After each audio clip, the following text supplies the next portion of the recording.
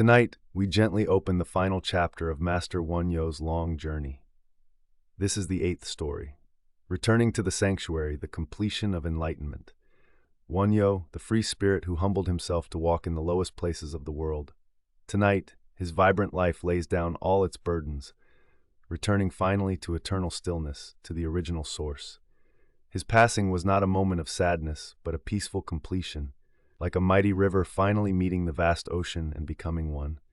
Tonight, may you too lay down all the heavy burdens of your life right here, just as he did. Let us drift together into a world of deep, absolute peace, free from all hindrances.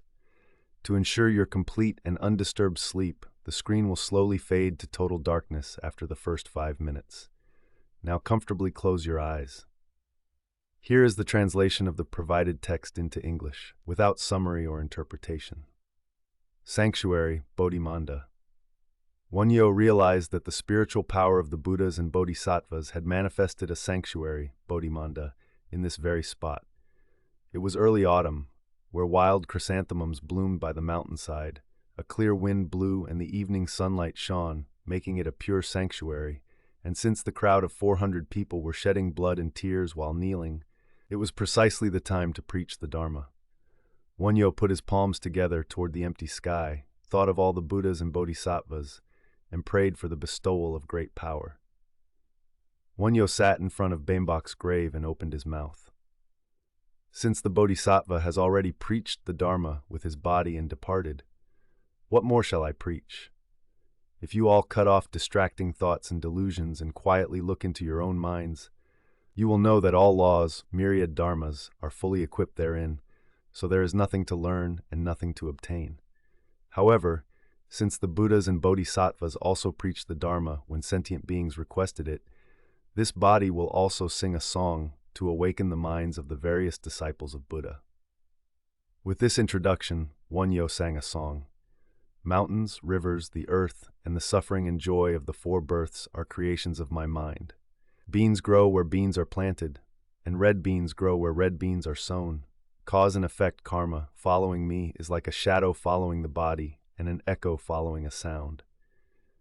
The pulling force of karma is stronger than a bull. In the blink of an eye, the thoughts rising in the mind, alas, become seeds of suffering and joy for 10 million kalpas. Oh, how fearful cause and effect is fearful. However, because of cause and effect, an ordinary person becomes a sage. Though heaven and earth are wide, they exist for the sake of goodness, so even a virtue as small as a hair will not be lost.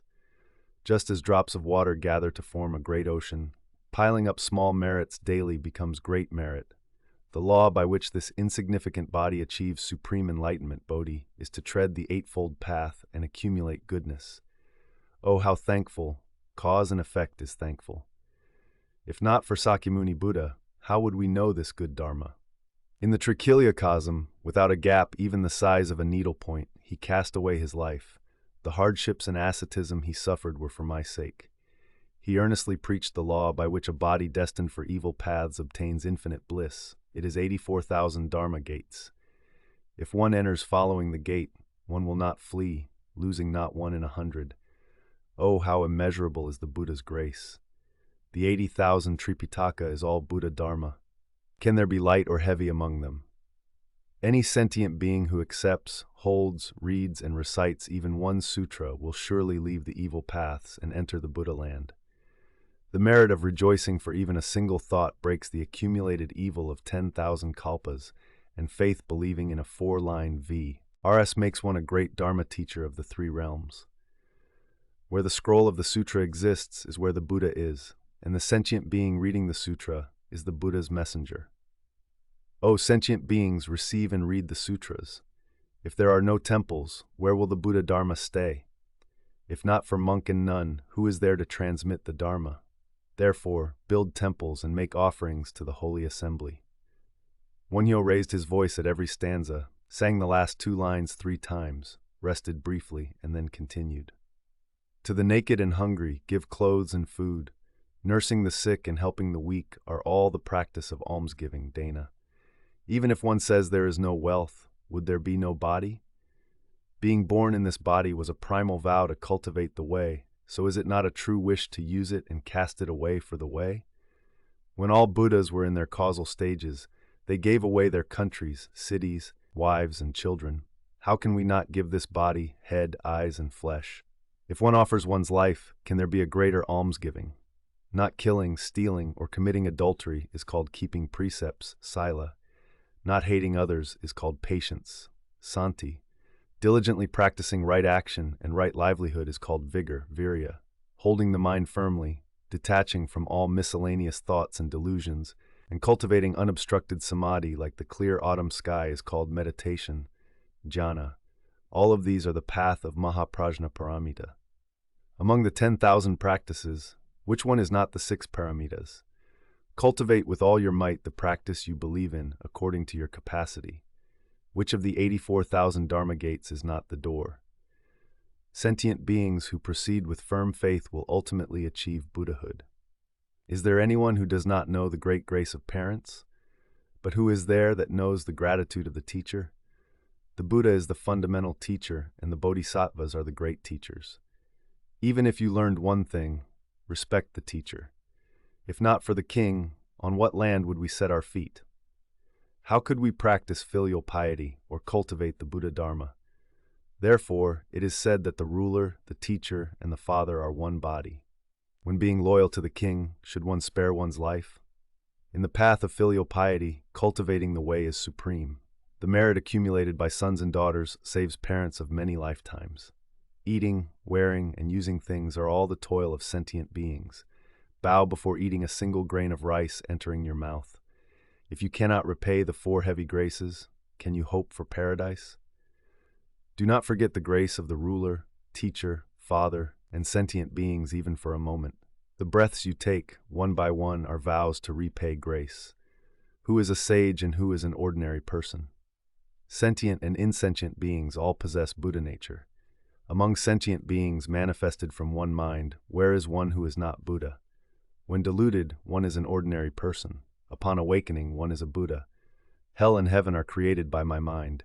If one escapes the 3 poisons and 5 desires and cultivates supreme enlightenment, having cut off birth and death, samsara, would one fear the evil paths? Who is named as the unfortunate one in the world? It refers to the one who cannot hear the Buddha Dharma. Evil karma of many lifetimes becomes an obstacle covering this neck, throat, so even while living within the Buddha Dharma, one cannot see or hear it. The method to remove karmic obstacles is bowing and repentance at best. Keeping precepts and practicing good deeds melts karmic obstacles. The day the iron bucket-like old karma bursts in one morning, the wide Dharma realm of light, sun, and moon is freely and unobstructedly myself. The listeners are silent. Wonhyo's voice rises even higher. How does one recognize a person cultivating the Buddha way? Light shines from the face, and fragrance emits from the body. Every joint gives joy, and every step blooms flowers. Since he harbors a compassionate heart, can there be anger or hatred? Since he has cultivated pure conduct, he has cut off falsehood. If a person who has extinguished the 5 desires and defilements is respected by all the gods, devas, would the wicked hordes of demons even glance at him? Sentient beings who chant sutras and recite the Buddha's name are protected by benevolent spirits, so they do not drown when entering water and do not burn in fire.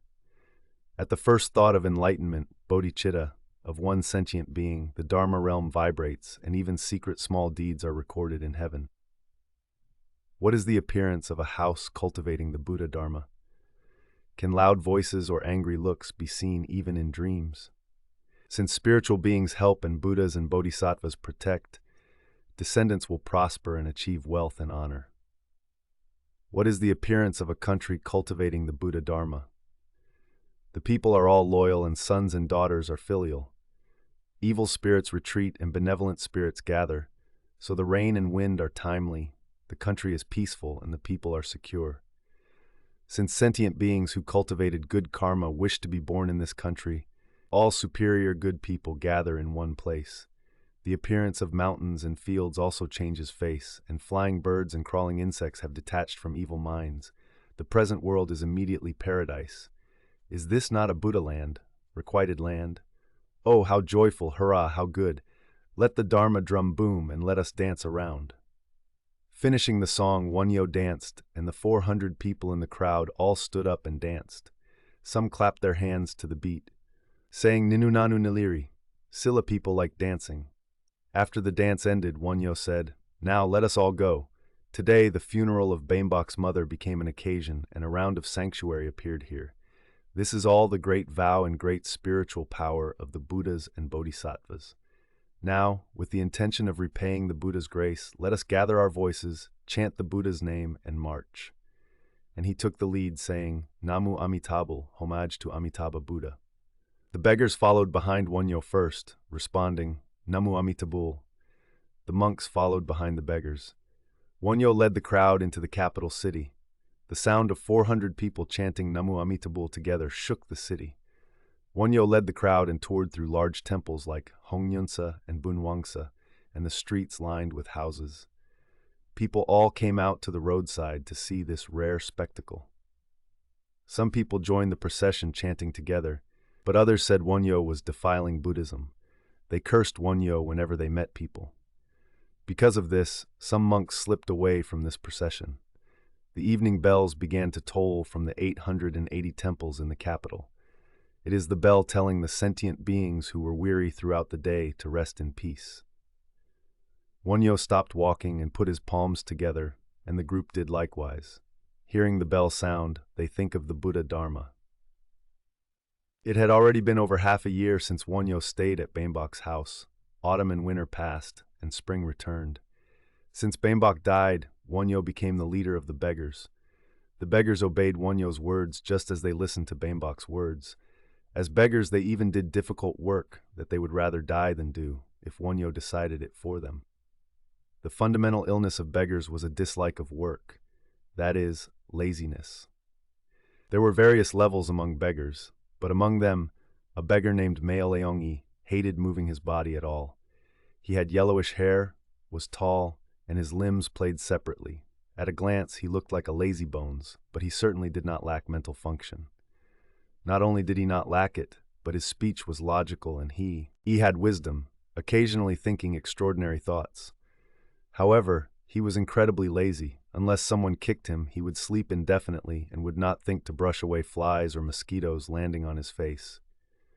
He originally had a house, a wife, and children, and his lineage was not low, but laziness became a disease, ruining his home and making him a beggar. "Don't you hate going to beg for rice?" When asked, he smiled broadly. He seemed to hate speaking too, so he rarely opened his mouth. If he was in a good mood, Maeleongi would answer, "I hate eating even the rice placed right under my chin, so how could I like going to beg for rice that people hate to give?" However, because he had learned letters, under Bambok, he was in charge of bookkeeping and watched the house all his life. If he occasionally went out begging, he would return once he obtained enough for one meal. It was not that he had no greed, but that he hated going around to get it. Wonhyo saw such a lazybones for the first time. If you do not break that laziness, there is a worry you will lose the human body in the next life. When Wonhyo admonished him like this, Maeleongi thought of a big python or a large rock and smiled broadly. Wonhyo made Maeleongi sweep the room in the yard and call upon Avalokitesvara Bodhisattva 1,000 times a day. Maeleongi did as ordered, but it seemed very difficult for him. If he swept once and it wasn't clean, requiring a second touch, he would just leave it. Wonhyo swept it again himself without a word. Then Maeleongi showed a very apologetic look. 1,000 chants seemed more difficult than sweeping the room and yard. It barely happened once or twice in 10 days that he filled the 1,000 times. "You can't fill that?" When Wonhyo shouted, he smiled broadly and said, "Because it is difficult to sit upright." "Fill the 1,000 times even lying down," Wonhyo commanded. However, it seemed he felt sorry to chant while lying down, so it was over a month later that he came to sit upright, twisting and turning, and fill the 1,000 times. From the time this happened, Maeleongi became less slow. He got up in the morning and did his own work. He gradually took interest in sweeping the room or yard and came to sweep cleanly even outside the gate. Wonhyo discovered that all beggars had a lazy habit, but he also knew that laziness was not the only cause for people becoming beggars. There were two important causes. One was the lack of work to do, and the second was the thought that working did not lead to living well. And on the contrary, there were people in the world who lived abundantly without working. To farm, one needs a foundation, land, capital, was the first cause, and even if I work until my bones bend, being hungry is the same, was the second cause. Once they started begging with these motives, they lost their sense of shame and spent their whole lives that way. A beggar named Dabuji was built solidly, had strength, and did well if he tried to do any work. That sort of thing, why do hard work? My father worked incessantly all his life, but when he died he was nothing but a corpse in a straw mat. Dabuji held this philosophy. Dabuji would rather beg for rice, but he did not know how to seek others' sympathy with a crying voice. Dabuji was not unaware that a beggar's weapon lay in moving people's compassion, but he thought such things were dirty. So when he went to someone's door, he would shout loudly as if the house were leaving, "A beggar has come to get rice," sounding like a command. "You rascal! A fellow with sound limbs doesn't work and goes around begging?" If a master scolded him like this, he would glare and say, "Look here. Why do you curse? Since my limbs are sound, am I not walking around to get rice? Then are you telling me to become a cripple who lies down and rots? Look here, they say there is no rich man without a beggar ancestor. If your descendants become beggars and my descendants become rich, and your descendants come to beg at my door, if my descendants utter such curses, I will break their legs even if I have to become a ghost." He confronted them like this and ended up getting rice. If they still didn't give rice, he would sit or lie down in front of the gate and shout loudly all day long. Therefore, households that knew Dabuji would shudder and quickly bring out rice as soon as they heard that sturdy voice. Wonhyo entrusted 2 children to Dabuji. He was told to feed them. Dabuji excitedly got rice to feed the children and obtained rags to sew with his own hands to clothe the 2 children. Next, there was a beggar named Nabi. This person had a clean face and at a glance looked like a young master from a noble family. He was a notorious liar and seemed unwilling to speak a single word of truth. He rejoiced seeing people deceived by his lies. He frequently lied to Wonhyo as well. Once, taking the opportunity when Nabi told a blatant lie, Wonhyo struck the top of Nabi's head with a stick. "Ouch!" Nabi screamed and put his hand to his head. "Does it hurt?" "Eh!" Nabi quickly removed the hand, touching his head and feigned innocence, saying, "Who are you trying to test? What is there to hurt about such a thing?" Before he could finish speaking, Wonhyo struck him another one like lightning. "Ouch! Ouch!" This time, it seemed fire flashed in Nabi's eyes. "Does it hurt now?" Wonhyo asked with an angry face. "Oh my." Nabi glared at Wonhyo. Still, he did not say it hurt. The name Nabi came from his skill at mimicking. Some days he acted one-eyed, some places he looked like a cripple, and in some cases he became a mute. By doing so, he moved the other party's compassion to obtain goods. His mimicking was so natural that no one could think he was faking it, and furthermore, when he launched into a tale of his plight, one could not help but shed tears. The tone of his tale sometimes mimicked a slow-witted person, sometimes a simple and foolish look, and sometimes he acted like a monk cultivating the way, showing excellent eloquence. He could make a living doing anything, but lying was a disease, and he seemed to find great fun in deceiving people while wandering as a beggar. Among his comrades, no one believed his words. Once, he had indigestion from eating something and rolled around with a stomachache, but his comrades in the same room said, "This guy is playing a prank again," and ignored him, so he suffered all day. Still, he was not the type to quit lying because of that. Wonhyo was deceived by Nabi every time. He believed what Nabi said as it was. Initially, Nabi found it fun that Wonhyo was repeatedly deceived, but gradually, realizing that Wonhyo was deceived not because he was foolish, but because he believed his words as they were, he quietly began to feel sorry. So after telling a lie to Wonhyo, he came to quickly follow up with, "No, monk, what I just said is a lie." Next, there was a person called Suri. This person had a slender body, white skin, and hands like brush tips, looking like a noble. The reason he was called Suri, eagle, was that he snatched what others had like an eagle snatching a chick, lightning fast, and feigned ignorance, so no one knew he had stolen it. He would slowly circulate around places with many people, like spectacle grounds, stealing women's hair ornaments, jewelry, things carried on men's bodies, and goods displayed in shops. However, he did not seem to have greed for wealth, so he gave what he stole to others, except for what he carried on his body. According to his comrades, he gave it to women and also to poor people. His skill in catching snakes was also due to his quick wits and dexterity. If his hand flashed, the snake's neck was already caught in his hand. Suri had many subordinates: children, women. When Suri appeared in an alley, his stooges surrounded him. Besides them, there were many beggars with various tal. A person named Kopungnu, nose music, played all sorts of music with nose sounds to make people laugh. A hunchback was famous for hunchback dancing. Some guy twitched his nose, eyes, mouth, and even ears to make funny faces and make people laugh. Some whistled very well, some were good at somersaults and tumbling, and some spun around so well that the spectators felt dizzy and trembling. These were all learned talents. But there were also those who made a living as beggars, using their naturally humorous appearance as capital.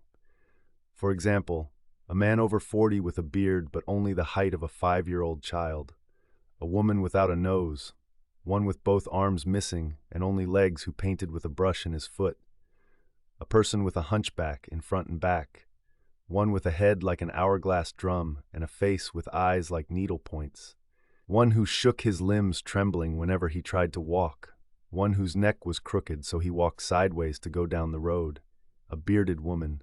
There were all sorts of deformities.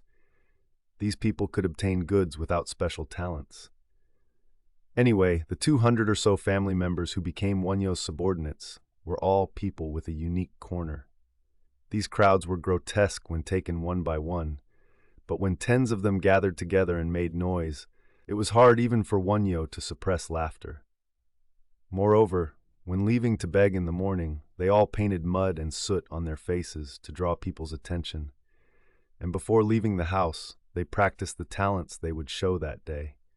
And they criticized each other and laughed.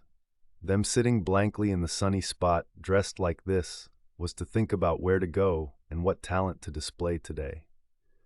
Then, when they headed to the city streets sauntering, their steps were light as if they each had some hope. When the beggars all left, Wonhyo left Meolongi at the house, took a broom and a rag, put his alms bowl in his sack, and left the house. Wonhyo found a messy house, swept the front of the gate first, wiped the pillars, and then shouted, "I have come to sweep the yard. Drain holes, outhouses, I will clean anything cleanly." At first, some were wary, asking what kind of person this was, but gradually they felt reassured and called him into the inner yard. Then Wonhyo took off his robe, swept and wiped to clean the inside of the house, obtained water to wash his hands and feet, carried his sack, put his palms together to bow to the owner, and came out. This became a beginning, and the beggars under Wonhyo gradually came to learn from Wonhyo. "We do all dirty work." The beggars advertised this in the capital city. Then people appeared who sent for Wonhyo to order where and how to clean. When the work was done, they gave food and rice. On days without work, Wonhyo led the beggars to clean the streams and streets, or repair broken roads, or sometimes clear snow. Wonhyo made the old beggars, crippled beggars, child beggars, and women beggars stay at home and not go out. And he had the able-bodied people earn and feed them. If they picked up cloth or rags, he had them wash and collect them to make clothes, and arranged other work to do while sitting at home. The old lazy habits did not fall off easily, but moved by the fact that others earned and fed them while letting them sit comfortably, they came to do their assigned tasks. After they started taking on dirty work, the world's treatment of beggars improved, because they were people invited by their own side. It was a big change that beggars who used to go where they were not called now went to places that invited them. Sometimes people building big houses asked them to prepare the site. Wonhyo hung a drum, beat it, and made them tamp the earth while chanting. Later, Nabi became the lead singer for such work. He pleased the house owner with various well-wishing remarks. Wonhyo composed the well-wishing remarks used at such times together with Nabi. The Enshin was to exude truth amidst the fun, so it would be a lesson to the listeners. After Wonhyo came to stay in Seoul, it goes without saying that Great Master Dan frequently visited Wonhyo. "Monk, won't you go to Samo Yosok one more time?" Dan joked like this. At such times, Wonyo spoke of how his relationship with Princess Yosok remained a lingering attachment in his heart. Huh, if you walk, your legs hurt, Dan said this. It means if you enjoy pleasure, you receive the punishment. Wonhyo spoke of how he left Princess Yosok when she came to find him, and also spoke of a saga. So, don't you want to see her? Dan smiled broadly. I want to see her, so it is a worry. Wonhyo also answered like this and laughed. If so, postpone achieving Buddhahood for a few kalpas. If you want to see her to your fill and go through a few more births and deaths. Dan teased Wonhyo. None of the beggars were unaware of Great Master Dan. They thought Dan was a humorous old monk and a beggar like themselves. Sometimes when Great Master Dan visited Wonhyo, he would greet him with the respect due to a Buddha or Bodhisattva, saying, "Have small illness and small trouble, and may your edification go well." Great Master Dan often slept with the beggars and roamed around together. The beggars greatly welcomed Great Master Dan and gave him the rice and side dishes they had obtained. Sometimes, hearing Dan liked alcohol, they obtained sake leaves for him. Then Dan ate the sake leaves with his hands, excited that it tasted good. And he laughed aloud, saying, "Ho ho, isn't this old man a beggar above beggars?" Dan said he had to pay for the meal he begged, so he went to workplaces where groups of beggars were working, shook a bell, danced vigorously, or sang chants with his booming voice. Rumors spread that Great Master Dan's chanting voice could be heard in every corner, no matter from which corner he sang. This meant Great Master Dan's voice was powerful, and also that the master roamed aimlessly morning and evening, chanting. Great Master Dan walked sluggishly, but wherever he felt excited, he chanted around. Moreover, because Wonhyo's beggar troupe roamed around chanting, there was not a day without the sound of chanting in the capital city. So adults and children alike sang chants. Even if singing playfully in imitation, there was no one who did not chant. Ilching Namu Bul, Gei Sung Bul Do, reciting Namu Buddha once, one has already achieved the Buddha way. It means even a person who has chanted once has achieved the Buddha way. It goes without saying that because of this, monks staying solemnly in big temples came to harbor jealousy and complaints against Dan and Wonhyo. Moreover, Wonhyo becoming a beggar boss became a big issue among the monks, to the point that when the king held a great 10 Kings Sutra assembly, the monks united to oppose Wonhyo becoming the lecturer. The king holding the 10 Kings Sutra assembly and the Golden Light Sutra assembly at Hwangyongsa Temple was all for the purpose of conquering Baekje and Goguryeo. First, to pray for the protection of Buddhas and Bodhisattvas. Second, to comfort the domestic benevolent deities. Third, to pray for the repose of the fallen soldiers, and at the same time, to arouse the patriotism of the people. At this time, holding a Dharma assembly always included praying for the repose of fallen soldiers.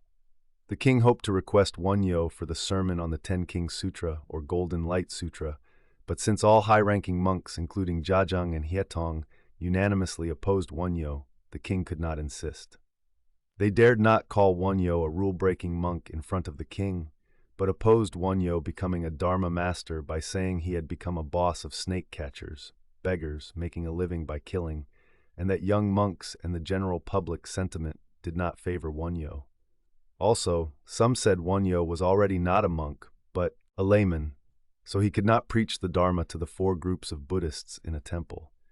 In fact, there were places in the lecture halls that rejected Wonhyo's writings. It was less severe when Wonhyo was hiding in the countryside, but seeing him enter the capital and stride down the main streets with a beggar troupe every day, it offended the monks who originally envied Wonhyo even more. However, Wonhyo was too great a force for them to trample down. It was also scary that the playful beggars were all Wonhyo's subordinates. The world thought there were all sorts of people in that beggar troupe. Later, a rumor spread that Wonhyo had become a boss of a bandit troupe. However, it was not a groundless rumor. Recently, strange bandits were rampant in the capital. They would enter big houses, steal goods, and write this phrase on the wall before leaving: Yokjiasu Muneo Hyosa. If you want to know who I am, ask Master Hyo. This happened not just once or twice. However, the government office could not touch Great Master Wonhyo, the princess's husband, and only reported this meaning to the superiors. This word finally reached the ears of great Gakon Yushin, and Yushin told the king, but the king just laughed and said, "It must be the act of someone trying to harm Great Master Wonhyo." One day, Great Master Doryang visited Wonhyo and conveyed this word. "Monk, you have become a bandit boss again." And he laughed. Wonhyo was also hearing such words from Nabi and other subordinates. There must be some reason for this. Doryang also said this to Wonhyo. "I wish I could meet those bandits once. There might be a person worthy of being called a person among them." Wonhyo replied to Doryang. The houses these bandits entered were mostly houses that received resentment from the people. Houses of rich people who became officials and extorted or did business deceiving customers to accumulate money unjustly, or were stingy and lost the heart of the neighborhood. These were the ones who met the bandits. Just when Wonhyo was curious about the bandits roaming around selling his name, Wimyong came to find Wonhyo. According to Wimyong, Princess Yosok and her brother Asaga waited for Wonhyo to return. But as autumn passed and winter passed with no news, they left Muayam for Seoul and were captured by a bandit troop on the way. Where were they captured? They were captured coming out of the entrance to Muayam. Were there no guards? The monk of Yosok Palace escorted them with 2 soldiers but fought and died. Fought with what? With swords. Wonhyo knew the swordsmanship of the Yosok Palace monk, so he thought it must be an extraordinary skill to kill him. How many were there? There were about 20. Why weren't you taken? At first, this small monk was also bound, but the bandit boss untied me and said, "You go quickly and tell Great Master Wonhyo that Barambakai is taking the princess, the baby, and the Asaga siblings." Wonhyo asked Wimyong about the appearance of the person called the bandit boss. Wimyong explained that he was 60 years old, had a lot of beard, a white face, was short, wore blue clothes, and wore a bamboo hat woven with grass leaves, looking like a dignified Taoist master. "But you mean he uses the sword well?" Wonhyo asked.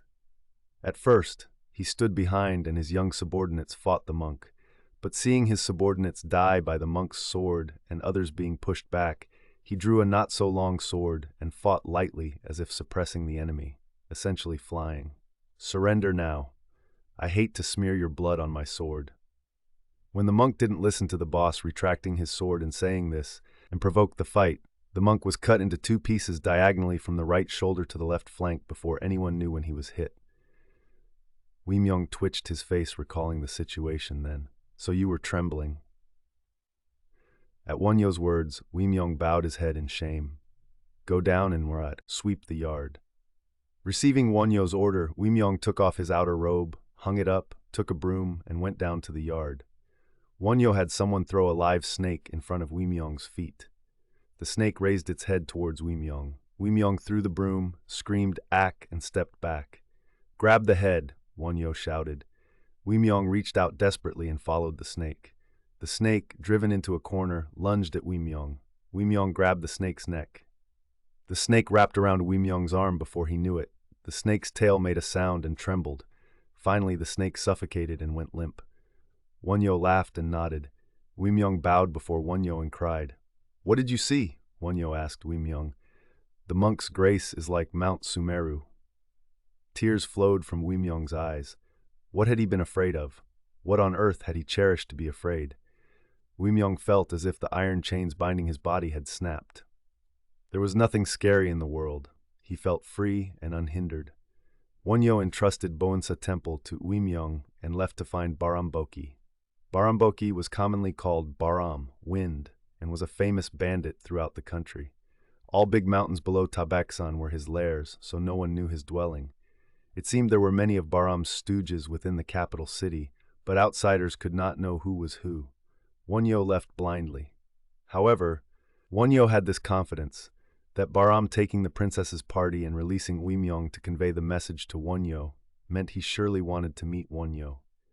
If so, if Wonhyo roamed around, he would surely meet Baram's stooge. Wonhyo hung gourds around his waist like in his wandering days, called himself Sosong Geosa, layman Soseong this time, and walked wherever his feet led him.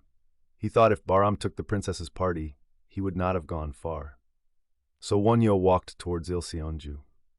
Wonhyo arrived at the border of Abiagul in the spring breeze listening to spring bird sounds and stayed at a tavern in Okmiwon. Since leaving Seoul, Wonhyo met one or two companions every day. They were all beggar monks dressed like Wonhyo, traveling to see the mountains and rivers taking advantage of the spring season. They all knew arts and letters, so when they met a scenic spot, they sang, wrote poems, and danced. Then they parted after a day or two. On the day Wonhyo entered Okmiwon, he also traveled with a beggar monk. He played the willow leaf flute very well, playing over 70 tunes with a single willow leaf. Wonhyo sang and danced to that tune. He was the most interesting person Wonhyo had met during that time. He was indeed an extraordinary man of arts. This person was similar in age to Wonhyo, so they became friends without reserve in a day. However, of course, Wonhyo did not say his name, and that person likewise, and they did not ask each other's names. It was that flute player who invited him to Okmiwon and decided on this house as lodging. Entering the tavern, the two drank and played late. Borrowing a flute from the owner's house, the flute player played the flute and Wonhyo played the geomungo, playing languidly. "Isn't this the joy of life?" the flute player said as he put down the flute. "Indeed it is," Wonhyo answered, feeling a kind of pressure from the flute player. "Come, let's bet the meal price on who falls asleep first. Let's sleep now." The flute player said this. "Let the person who falls asleep later carry the luggage of the person who falls asleep first," Wonhyo said. The flute player's eyes flashed once, and he laughed loudly. "Ha ha." Wonhyo pulled a wooden pillow and lay down. Waking up after sleeping well in his drunkenness, Wonhyo found neither the flute player nor Wonhyo's luggage. Wonhyo laughed. After daybreak, he saw characters written on the window. "Yok jiasu, muneo hyosa, il songcho jeok, bongryong rei ui." "If you want to know who I am, ask Master Hyo." At one sound of top, he grass flute. The phoenix and dragon come to dance. Wonhyo obtained breakfast and left Okmiwon. He was heading for Yongchunsa Temple on Babongsan Mountain. When Wonhyo entered the entrance of Yongchunsa Temple, it was already dusk, and the evening bell sound rang faintly from the forest. People with towels tied around their heads carrying loads that seemed to be rice were going up towards the temple, and some were coming down carrying empty A-frames. At a glance, one could see this was a big temple with many people. Wonhyo sat by the stream, washed his face and feet, and went up along the stream. Outside the guest room Pandobang, there were about 20 pairs of straw shoes, and the sound of iron signaling evening meal was heard everywhere. Wonhyo first peeked into the guest room. A group with protruding cheekbones, narrow foreheads, and bulging eyes sat around playing Ute, a board game. Seeing Wonhyo peeking, everyone turned their eyes toward Wonhyo. Wonhyo thought those eyes were unsavory and they were a bandit troop. "Who are you looking for?" an elderly one among them asked. The others continued the Ute game. "Who is there for a sightseeing beggar monk to find? The sun is setting and I am hungry, so I am thinking of getting a spoonful of rice and staying the night." Wonhyo answered like this, pushed his buttocks into the room, sat on the threshold, and untied his shoes. When Wonhyo tried to enter the room after taking off his shoes, there was someone blocking Wonhyo from entering by turning his buttocks toward the door. Wonhyo, as if not seeing it, pushed the person with his knee and entered. That person tumbled forward, kicked by Wonhyo's knee. "Why do you kick a person?" The guy jumped up and confronted Wonhyo. "Why did you block my front?" Wonhyo retorted. That person raised his arm to hit Wonhyo, but Wonhyo caught the descending wrist and slapped the person's cheek. "Why do you hit a person?" The person confronted him again. "Did I hit? Didn't his own hand hit him? Didn't the whole assembly see?" Fire flashed in Wonhyo's eyes. Everyone stood up angrily. "Sit down, everyone. What will you do if you stand up? Let's play Ute." Wonhyo sat alone, pulled the Ute board to his side, threw the Ute sticks so they touched the ceiling, jumped up, slapped his two knees, and shouted like thunder, "Is it Ute or Mo?" Everyone was suppressed by Wonhyo's energy and stared blankly. Wonhyo threw the Ute sticks 3 or 4 times alone, then pulled the wrist of the guy who got slapped to seat him, saying, "Come on, sit down. Let's play Yut. A man shouldn't be like that over such a thing." Sitting him down, Wonhyo gave him 2 Ute sticks. "Here, play, let's compete." The person threw the Ute sticks as if he couldn't resist. It was Do. Wonhyo threw Ute. I play first. Wonhyo threw the ute sticks vigorously. The sticks that went up to the ceiling hit the sticks on the floor, making a loud sound and becoming mo. Next was Gay. Put in mo Gay. The slapped friend finally seemed to gain energy and threw the ute sticks. It's mo, the group shouted. Clearly, the group considered Wonhyo the enemy. As Wonhyo's throw became mo, a friend cleared it away and sat forward. He had prominently protruding cheekbones and eyes turned up like an inverted figure 8, giving him a very fierce appearance. Look here, friend. The cheekbone sat close to Wonhyo holding the ute sticks and said, Since we are playing ute anyway, let's make a bet. What bet shall we make? Wonhyo asked. If you win, you eat dinner, and if you lose, you skip dinner. At Cheekbone's words, the group responded, That's good. And they squatted down to listen to what words would come out of Wonhyo's mouth. That won't do, Wonhyo flatly refused. Why won't it do? Cheekbones glared. A bet must be equal for both sides. If we do as you say, only I suffer loss. So let's do this. If I lose, I will skip dinner tonight, and if you lose, you skip. How is the at? At Wonhyo's proposal, several people looked at each other. All right, let's do that. This time a dark shorty sat forward. He winked at the people next to him. It meant if Wonhyo lost, they would starve him, and even if they lost, they would eat. Do it, the group agreed. Shorty lifted the yut board to shake off all the pieces, snatched the yut sticks from Cheekbone's hand and gave 2 sticks to Wonhyo. I will use the pieces. A skinny guy pushed Cheekbones and sat forward. Though he had no flesh, his bones looked hard as if made entirely of iron. To Wonhyo, who only saw cripples or dull slowpokes, this energetic group, though having an evil air, was appealing. So inwardly he was secretly pleased. Wonhyo played first and got do. Shorty got geol. Wonhyo threw moge, caught Shorty's piece, and threw 4 consecutive mogeols, baking out 3 pieces and sending the last one to the geol position. The skinny guy tried to use tricks in moving the pieces, but there was no time for tricks. Shorty gritted his teeth, squatted, gathered the yut sticks, and aimed carefully. Come on, isn't there a mo? Someone cheered from behind. Shorty screamed ack and threw the yut sticks. It's mo! A shout went up. He threw again. It's mo! People were all panting. However, the next one was do. Shorty threw down the yut sticks as if dumbfounded. He used the 2 mo's to move the internal piece to guard the return of Wonhyo's piece, and attached 1 do to create a base to follow from behind. Wonhyo's last piece would exit with 2 mos and a gay. The yut sticks were in Wonhyo's hand. Although there were some fluctuations, eventually Wonhyo won the game. The group glared at Wonhyo, gritting their teeth. Best 2 out of 3, play 2 more times. Cheekbones grabbed the yut sticks and sat forward.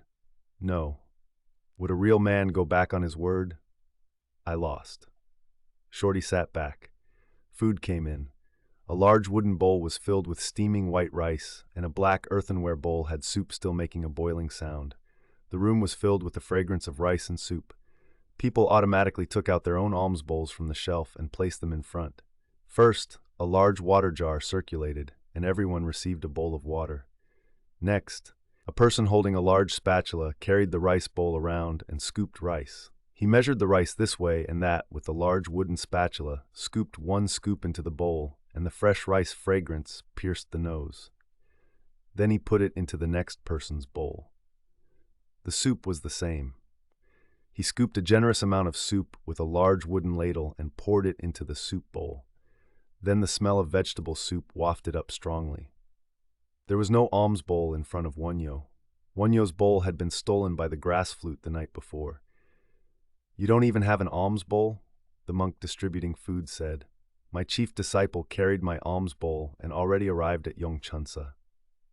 Wonhyo answered naturally. Even for a beggar monk, you don't carry a rice bowl? Tsk! He looked Wonhyo up and down and said, Bring out even those gourds hanging on your waist. Even a beggar needs to eat to live, no? The person scooping rice held out his hand. Scoop your own food and put that rice bowl and soup basin in front of me. Put the water jar in front of me too, Wonhyo said. The person distributing rice opened his eyes wide and asked, Why is that? And put the rice bowl he was about to carry away in front of Wonhyo. He was a monk. Earlier, I played a rice-starving bet ute with these people. Only the winner eats and the loser doesn't. But I won and these people lost.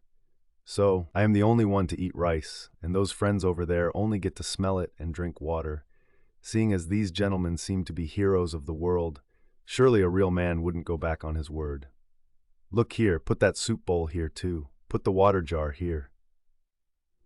Wonhyo pointed to the spot with his hand. The monk the soup bowl placed it where Wonhyo told him to. However, the monk holding the water jar looked around the group as if hesitating. The group only glared and said nothing. "Why don't you put it down? Put it down when I say so," Wonhyo shouted. It was a loud voice that made the quiet room ring. The monk put down the water jar in confusion. Wonhyo held up the rice bowl on his head and recited 2 phrases. "I make an offering to the 3 jewels. May sentient beings all be full." Then, as if talking to himself, "Oh, what merit have I accumulated today to receive this rice?" The Buddha underwent infinite kalpas of hardship for the sake of sentient beings, yet ate only 1 meal a day. What have I done to eat rice to my fill in the morning? Oh, fearful! How much is the toil of sentient beings and the toil of heaven and earth until this single grain of rice becomes cooked rice and enters my mouth? Eating rice without working is like sucking the blood of sentient beings. Thief, thief, I am a thief. It is said one became an ox to repay the debt of eating a single ear of wheat without the owner knowing. How much is the sin of eating this bowl of rice without paying? Ah, scary, scary. Wonhyo trembled as if seeing something scary before his eyes. The group was just staring blankly at Wonhyo's behavior. They seemed to have forgotten the steam rising from the rice bowl in front and the smell of rice. Wonhyo was silent for a moment, then opened his mouth again to sing. Rather than receive the body of a sentient being for 1,000 kalpas by eating the toil of sentient beings without merit, I would rather starve and let this body die. He sang this twice. The group was enraptured by the sound. They had never heard such a sound in their lives, nor had they ever thought of such things. They had become thieves with the greed to fill their desires without effort, because they had much greed and disliked work. Wonhyo's muttering pierced the lungs and liver of the group, phrase by phrase. Wonhyo continued his soliloquy. "Thinking that I have no merit to receive rice, even smelling this savory rice smell feels like cutting my chest. While farmers working incessantly due to last year's famine sustain their lives boiling grass roots, this white rice is overly gracious."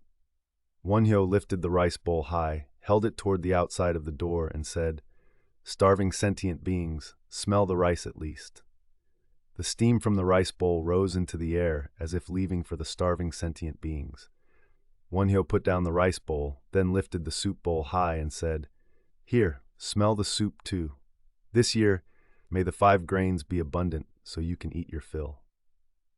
Then he put it back in its place, grabbed a fistful of rice with his hand, and said, "I speak to the assembly. My heart wants to not eat this rice and starve to death, but life is tough, so I eat this rice. I came a long way all day and am very hungry. However, I swear to you all, while this rice enters my stomach and digests, I will dissolve all evil minds in my heart, and from tomorrow morning when the sun rises, I will become a person who does anything for sentient beings. If these words become a lie and I become a person who steals from sentient beings again after eating this rice, may the rice I eat become alls grain by grain to pierce my body forever and become unquenchable flames to burn this body in Avicii hell.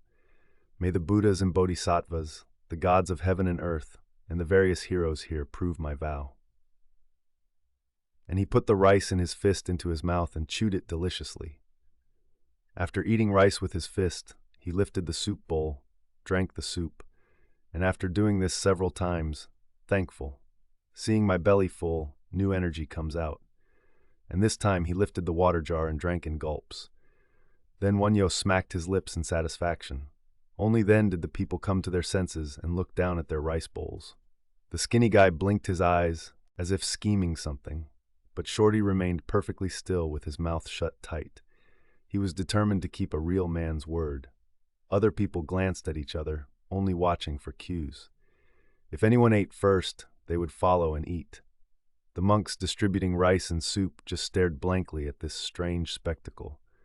The sound of swallowing saliva became louder and more frequent in every corner. Stomachs were hungry, appetites were aroused, and saliva flowed incessantly from mouths. People's eyes began to gather on Wonhyo. They gulped down saliva and looked at Wonhyo.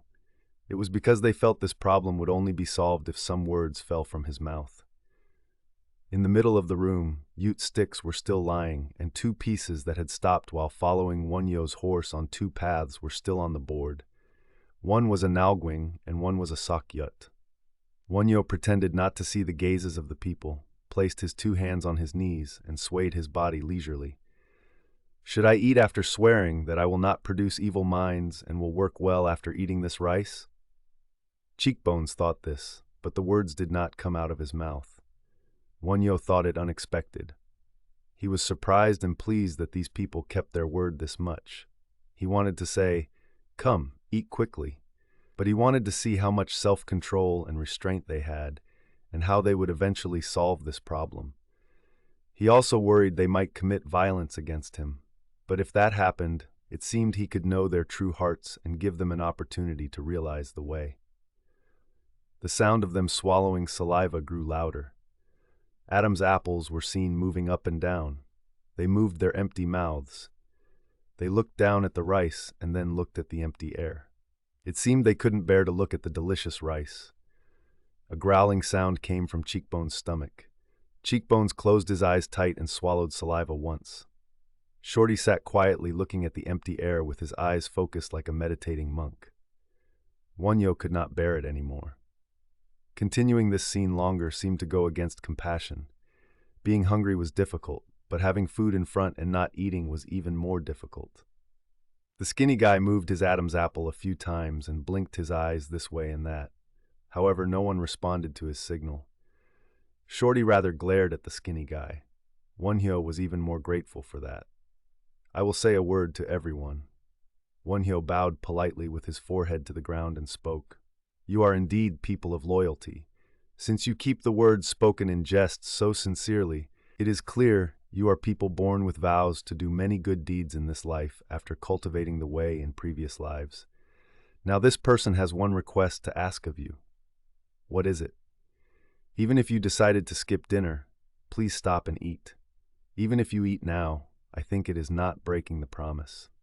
One more request is to think gratefully that this rice is made of the blood and sweat of many sentient beings, and by eating this rice may your bodies be strong and energetic, so you help many sentient beings, repaying the four heavy graces, ruler, father, sentient beings, teacher, above, and saving the three paths of suffering, hell, animals, hungry ghosts below, becoming noble elders." He briefly lifted his head to look around the group and said, "Sitting in one place is said to be a connection of 1,000 kalpas, so please listen to this person's words." And he put his head to the floor once more and sat upright. A look of revival returned to people's faces. "Let's eat." This was Cheekbones. "Then I eat." This was Shorty. "You eat some more too." This was the skinny guy. Hands busily moved back and forth from rice to mouth. Sounds of chewing rice and drinking soup were heard. Everyone panted for breath. The rice eaten at this time was especially tasty. It was rice eaten after enduring hunger and the desire to eat, so it became honey as it entered the mouth and blood as it entered the stomach. Wonhyo quietly watched them eat. There were no distracting thoughts there. The entire mind was concentrated on the mouth. The body became entirely a mouth. Wonhyo thought he witnessed how strong the instinct to live was. Moreover, he could see they were vigorous young people and people with unusually high greed. Their eyes were red, trying to eat more rice and soup before others. In an instant, they ate everything without leaving a grain of rice or a drop of soup. Not a drop of water remained in the jar. As if wishing to eat more, they smacked their empty lips and cleaned their bowls by licking them with their tongues. The skinny guy was belching from overeating. Even at night, grass flute was not seen. Wonhyo was curious, but he couldn't ask them, nor could he leave blindly to find him. Wonhyo interpreted Il Seong Cho Jok Bong Ryong Re Wi as grass flute's words to find him at Yongchunsa on Bibongsan. Moreover, seeing the appearance of the group gathered in Yongchunsa's guest room, it was clear they were bandit minions. If so, there would surely be a way to meet the flute player, and then he would know about the princess and the Asaga siblings, so he laid down with a wooden pillow along with the others. They were talking about playing with women, mixing truth and fiction. None seemed to have their own wives. Perhaps they made up stories and found satisfaction in telling them to others. That bitch, she wouldn't listen no matter what, so I choked her neck tight. There was a guy saying such things. Wonhyo thought they might all be people who had killed quite a few. Beggars usually had greed but lacked the energy to execute it. Therefore, when they saw something they liked, they only stared and envied. But these people, when they saw something covetable, would make it theirs immediately, even using knives or clubs. It wasn't that they didn't steal others' things secretly when unseen, but these people were satisfied only when they overcame some resistance to seize the object. Therefore, what they despised most was a petty thief, and if a petty thief caught their eye, they wouldn't leave him alone. They called themselves tigers and petty thieves cats. Because they had to overcome great resistance to achieve their purpose, they formed solid unity under one boss. They obeyed the superior's orders and had loyalty to avenge a comrade. Wonhyo also heard many stories of the bandit nation. Just as there is only one king in Silla, there was one great boss in the Silla bandits. The world knew him as Barambaki. Below the great boss, there were several levels of small bosses, just like the organization of a country. Wonhyo wanted to investigate the internal affairs of this bandit nation on this occasion. According to what he heard, Goguryeo also had such a bandit nation, and the country sometimes selected capable ones among bandits to make them generals, and such generals fought bravely.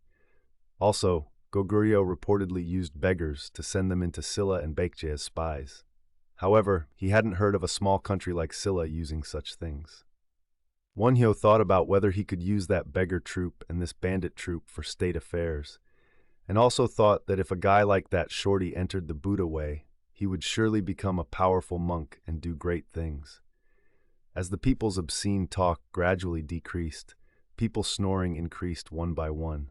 The sound of passing the night was heard. They snored powerfully too. Everyone fell asleep. The skinny guy seemed to go out to pee, but fell asleep as soon as he came in. It was dark, so people's faces weren't visible, only the sound of breathing and snoring. You rascal, some talked in their sleep. Even for those practicing asceticism, past memories lead to scary dreams. The dreams of those committing murder and robbery could not be peaceful, so their sleeping forms were not peak. Some made choking sounds. Some made sounds of being chased by something scary. Ung. Wonhyo sat up quietly and chanted Avalokitesvara Bodhisattva. Brighten the darkness of their minds with your light, and touch their suffering souls with your hand to give peace. Wonhyo prayed. When Wonhyo was chanting Avalokitesvara Bodhisattva like this, suddenly the sound of a flute was heard. It was clearly the tune heard at Okmiwon. Wonhyo firmly vowed to save the group lying in the room and stepped outside. It was pitch black. The darkness of spring is originally severe, and being in the forest, it was truly like a lacquer bucket. Moreover, seeing the distance blurry, there seemed to be fog. Wonhyo moved his steps toward the flute sound. After going some distance, Wonhyo sang the song sung at Okmiwon to the flute. The flute sound stopped briefly. Wonhyo also stood tall. After a while, the flute sound came again. Wonhyo sang again to that tune. This time the flute sound did not stop but continued more vigorously. Wonhyo walked turning around rocks and avoiding trees. The sound seemed close but remained the same distance no matter how much he walked. Wonhyo climbed onto a ridge. There he let out a long sound. At that moment, a light flashed from the direction Wonhyo was looking. The flute sound stopped and the light began to move. Wonhyo walked towards the light. It seemed he had come 10 li from the temple. Finally, the light stopped in front of Wonhyo. I am Piri Flute. Piri lifted the lantern to illuminate his face and Wonhyo's face. I am sorry sound. Wonhyo answered like this. Ha! Piri laughed first. He was dressed as a layman wearing a monk's robe. Ha! Wonhyo laughed too. I thought the master would come tomorrow or the day after. Fancy you coming today. Saying this, he lifted the lantern and led the way. Wonhyo followed behind. Walking, Piri asked Wonhyo about Yongchunsa. Wonhyo told him about the betting Ute game and eating rice, and Piri looked back at Wonhyo and laughed aloud. However, he did not ask if they were all his subordinates. Crossing a few valleys, they came out on a road and gradually went down to a lower place. The moon rose. The place Wonhyo was led to was a large village. A quite large stream flowed in front of the village, glistening in the moonlight, and tiled houses lined the village. It is a humble place. Piri knocked on a big gate. With a creak, the gate opened and a dog ran out. The dog looked up at Wonhyo once, then looked at Piri, wagged its tail, and led the way. They entered the guest quarters. It was lavishly furnished. Wonhyo's sack and gourds were placed there. After the greetings were over and they sat down, Piri laughed and said, "Bringing that luggage first was the hospitality, ha." The princess, the baby, and the Asaga siblings are all comfortable, so let's meet tomorrow morning and rest comfortably tonight." Saying this, he laid out brilliant bedding and went inside. Wonhyo slept well and woke up. The window was bright and sparrows were chirping. Wonhyo found it funny thinking the Yongchunsa guest room gang would have woken up and made a fuss seeing Wonhyo gone. When washwater and the breakfast table came out, Piri came out wearing not a monk's robe but secular clothes. It was all jade-colored silk. Dressed like that, he looked like a noble. When he wore a monk's robe, he looked like a layman, and when he wore a bamboo hat and a coat, he looked like a Taoist. Whatever he wore suited him, and whatever he dressed as looked plausible. He had a jade-white face with black sideburns shaped like swallow wings, and his eyes had a compassionate gleam. Though they hadn't exchanged names yet, they were already friendly. Wonhyo's table was strictly vegetarian, while Piri's table had meat dishes. The two ate silently at first.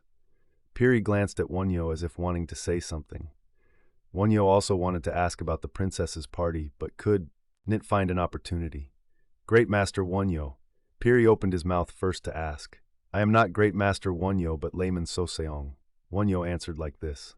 "Well, whether great master or layman, the person is one person, no?" Piri stopped his spoon and said this. "That is so. Originally I was Great Master Wonhyo, but now I am layman Soseong." Wonhyo answered like this while drinking soup. It was wild vegetable soup. "It might be so, but I hate calling you layman Soseong. I hate losing one Great Master Wonhyo.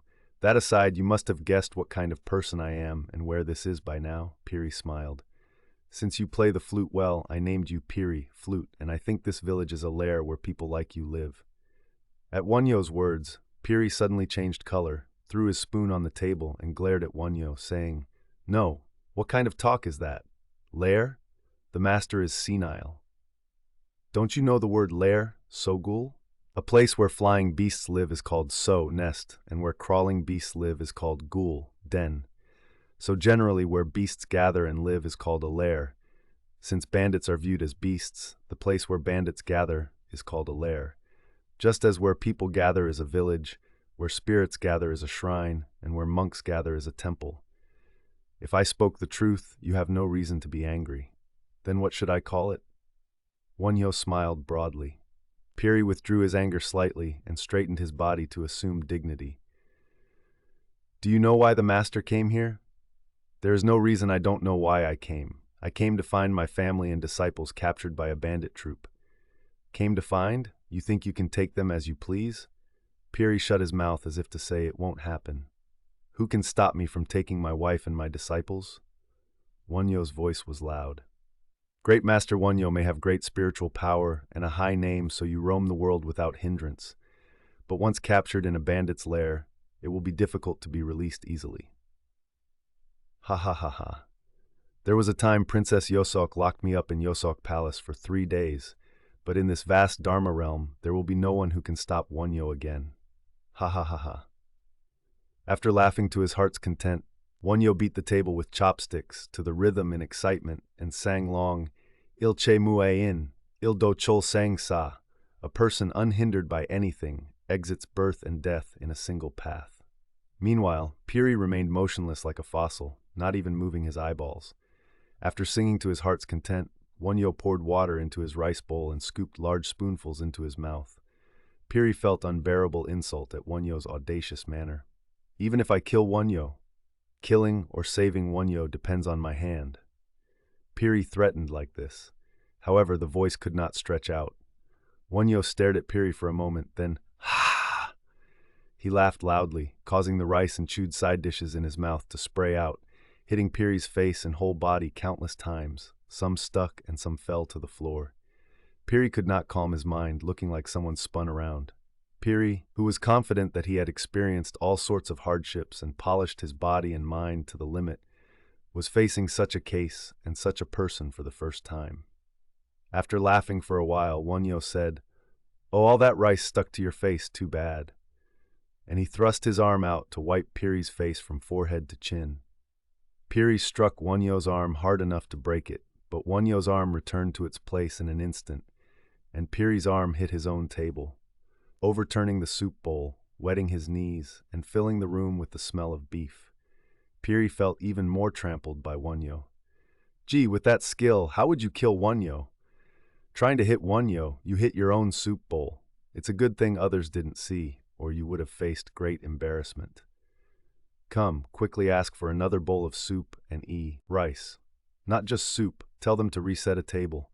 Oh, rice from my mouth splattered all over that side dish bowl." Wonhyo resumed eating the rice he was eating. "Really? Do you think you will leave this village alive?" Piri, seeming to barely recover his senses, glared at Wonhyo like drawing a bow. "Oh, saying such foolish things again. That makes me burst into laughter. If I want to go out alive, I go out alive. If I want to go out dead, I go out dead. Who says they kill or save me? Haven't you heard fire cannot burn, water cannot drift? Even heaven cannot do anything to me. So what can 10 million ordinary men with greed, anger, and ignorance do to me? You don't know if your bandit subordinates are thousands or 10,000s, but all good spirits of heaven and earth follow me, and all Buddhas and Bodhisattvas in the boundless Dharma realm are on my side. Unless I lose the way, as long as I proceed fairly and squarely on the Buddha way, what can heaven and earth do to me, even if they unite? Piri, if you open your eyes properly, you will see a Vajra warrior holding a terrifying club guarding my side." At Wonhyo's words, Piri realized goosebumps rising on his body. From earlier, he felt something pressing and hitting his body, making it difficult to resist Wonhyo. Piri wasn't unaware of words like what Wonhyo just said, but he thought such words were all empty talk. He believed wealth, alcohol, and women brought joy to people, and swords killed people. Piri also feared ghosts. He believed mountain spirits existed in mountains, water spirits in water, and various household spirits in homes. So even when leaving for a big robbery, he offered sacrifices selectively. Calves where calves were due, pigs where pigs were due, chickens where chickens were due, cows, steamed rice cakes, etc. They believed spirits would listen if they offered sacrifices like this. However, they did not consider that the ghost receiving a bandit sacrifice would be a bandit ghost and never a benevolent spirit. They did not know that sacrifices received by benevolent spirits are those offered by good-hearted people. The scariest thing Piri heard in Wonhyo's words was that all good spirits of heaven and earth were on his side. If that was true, it seemed like a big deal. When Wonhyo finished eating and pushed the table away, Piri smiled and asked, "Did the master not eat bandit's rice?" "How could I have eaten bandit's rice? I received an offering from good sentient beings." Wonhyo answered like this. "What are you saying? You deny it even after eating rice just cooked in my house?" Piri counterattacked. "Can a grain of rice be made by a bandit's hand? It is all made by good sentient beings sweating on the king's land to become a benefit of heaven and earth." Wonhyo answered like this, paused briefly, and said, "Can a grain of rice enter a bandit's mouth? It fed you waiting for the day, saying, maybe today, for bandits to enter the right path. If you do not repent and turn to good even after waiting enough, the sword of law in the country will move, and the fire of hell in the afterlife will be prepared to burn you. But perhaps today is that one day." Saying this, Wonhyo stared piercingly at Piri. No one knows exactly what Piri is. The world calls him lightning, and also Piri, flute, as Wonhyo calls him. The reason he is called lightning is that he flashes in the east and flashes in the west. He flashes, but his trace cannot be found. The world believes he uses transformation magic, and some say because he is a son born between a human and a ghost, sometimes he manifests a human form to be seen, and sometimes he becomes a ghost to move unseen. Piri is the strategist of the great boss Baram, Wind. In other words, he is Zhuge Liang. The leaders commanding tens of thousands of bandits in all of Silla are Baram and Lightning. Baram is already an old man nearing 60, but no one has seen his appearance. His deeds are clearly seen, but his body is not, so he is called Baram, wind. Piri could transform into a young man, an old man, and various forms, and had the talent to change even his voice. Moreover, his body was said to be swift as a swallow. Not only his body, but in wits, he had never lost to anyone. Attacking large towns was all from Piri's schemes, and luring Wonhyo this time was also Piri's scheme. Though subjected to countless government suppression campaigns, he always outwitted the government troops and escaped completely. Such a Piri was played by Wonhyo like a game of jacks during the meal today. Even if he produced a scheme, there was nowhere to apply it, and even if he tried to rise and fight, Wonhyo gave no such opening. Wonhyo seemed like an unapproachable cliff. Because he had thought Wonhyo would be easy, Piri's shock was even greater. Indeed, a giant. Piri inwardly admired Wonhyo. However, he also thought, no matter if it's Wonhyo, what talent could he use to escape after being caught in this lair? At this time, a voice was heard from outside, reporting to the strategist. Wonhyo smiled at the word strategist. "Oh, what is it?" Piri opened the window and answered in a dignified voice. "The general orders to guide the guest in."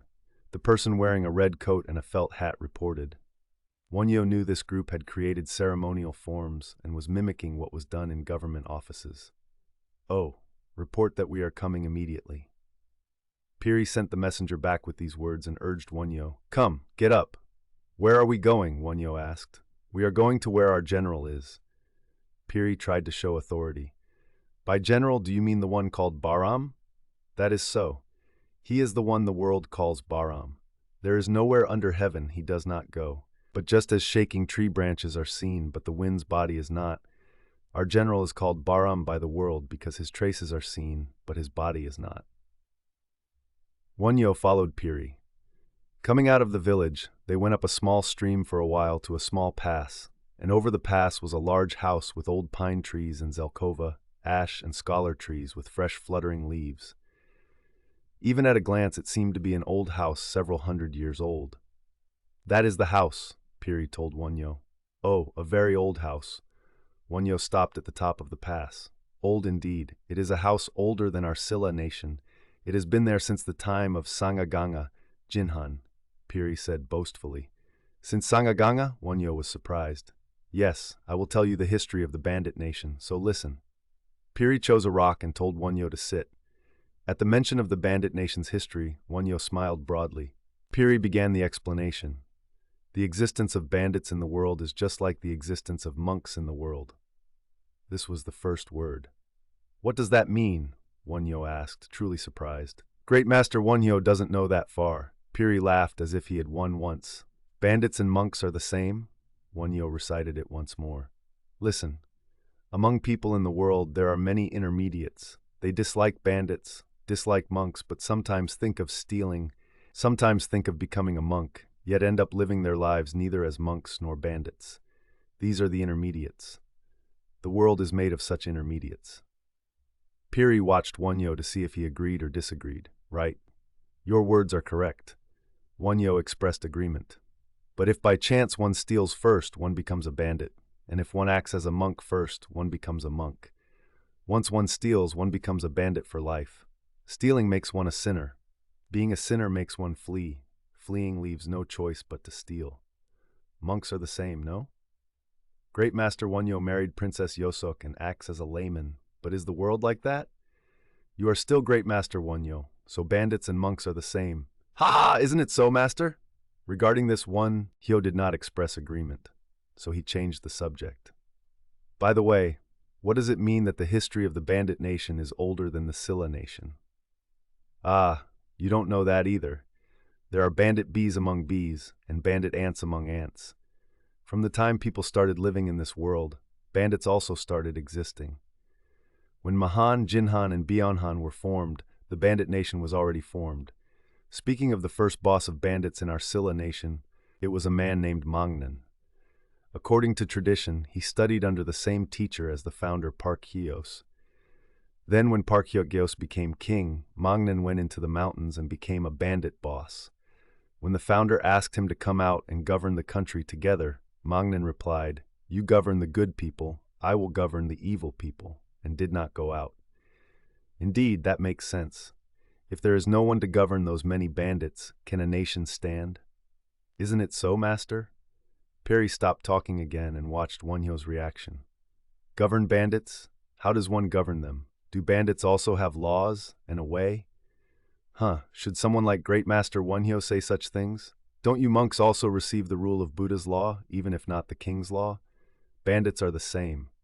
Bandits also have a bandit's way and bandit's law, which is why innocent people live on and the bandit nation endures for 10,000 generations, no?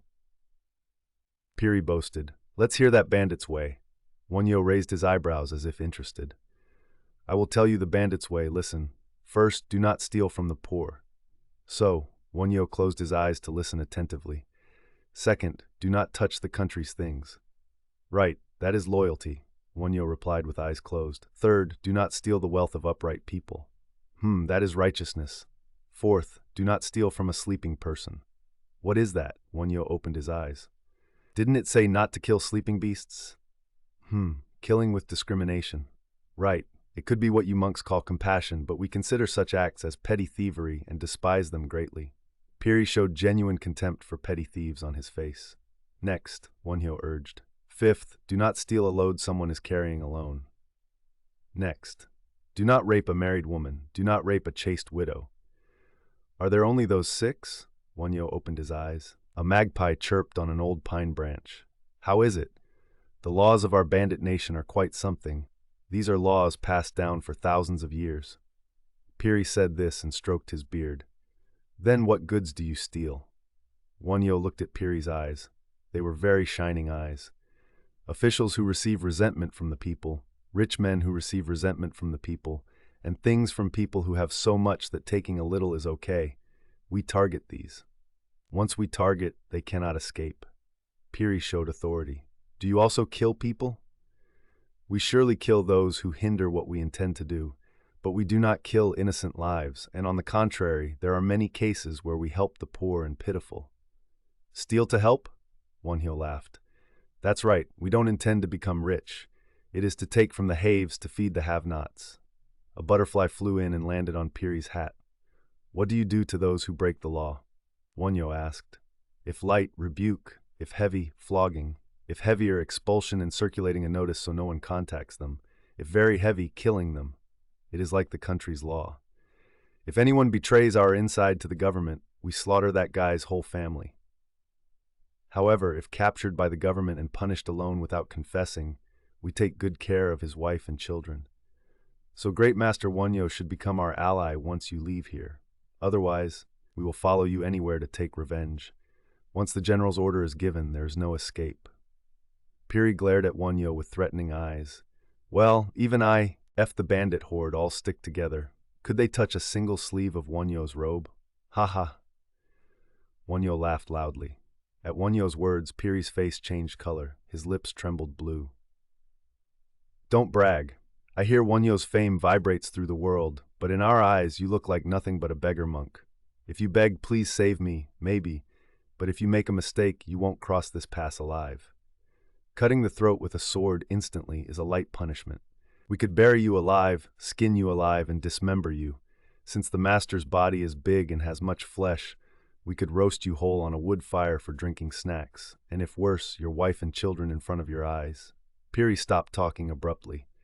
While Piri was saying this, Wonhyo was staring blankly at Piri's face, and when Piri stopped talking, Wonhyo laughed dumbfoundedly and said, Well, will it be that easy? And he poked Piri's side with his hand. Piri flinched and twisted his body, glaring at Wonhyo. Why do you poke a person? Because you say such childish things. It's cute. Wonhyo then lifted Piri's chin with his palm. Piri tilted his head back, following Wonhyo's hand. When Piri felt he could not resist the strength of Wonhyo's hand, a kind of fear arose. Somehow his body seemed to shrink and Wonhyo's body seemed to grow, and he couldn't help the oppressive feeling of that sky-touching body pressing down on him. However, Piri hated to surrender easily to Wonhyo. An urge to thoroughly trick Wonhyo surged up. Piri tried to remove Wonhyo's hand from his chin, but Wonhyo's arm was like an iron bar, and Piri's strength could do nothing. Ugh, ungentlemanly. Piri glared at Wonhyo. Stop banditry. Why does a person of your caliber act as a bandit's minion when there is a mountain of work to do in the world? If you stop banditry even now, I will treat you well. But if you still don't fix it, this time you will really pay for it." Saying this, Wonhyo sat Piri upright. Piri barely escaped Wonhyo's hand, assumed dignity, stroked down his beard, and said, "Stop that bragging. Having come this far, life and death depend on my hand. What will you do? Do you know what awaits Wonhyo now? Seeing just one of them, you will tremble. Why the big talk?" Piri boasted like this. "What awaits me? Tell me." Wonhyo smiled broadly. "First, dignity with spears and swords like stars.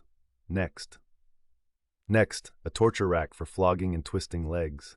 And next, a cave swarming with centipedes and snakes. Haha, there really are strange things. Anything else? A big cauldron with boiling water. Right, to boil people. I don't know how many arrogant monks have been boiled in that cauldron." "I see. What's next? Since Great Master Wonhyo is a famous monk, we'll put you on a woodpile." "What does that mean?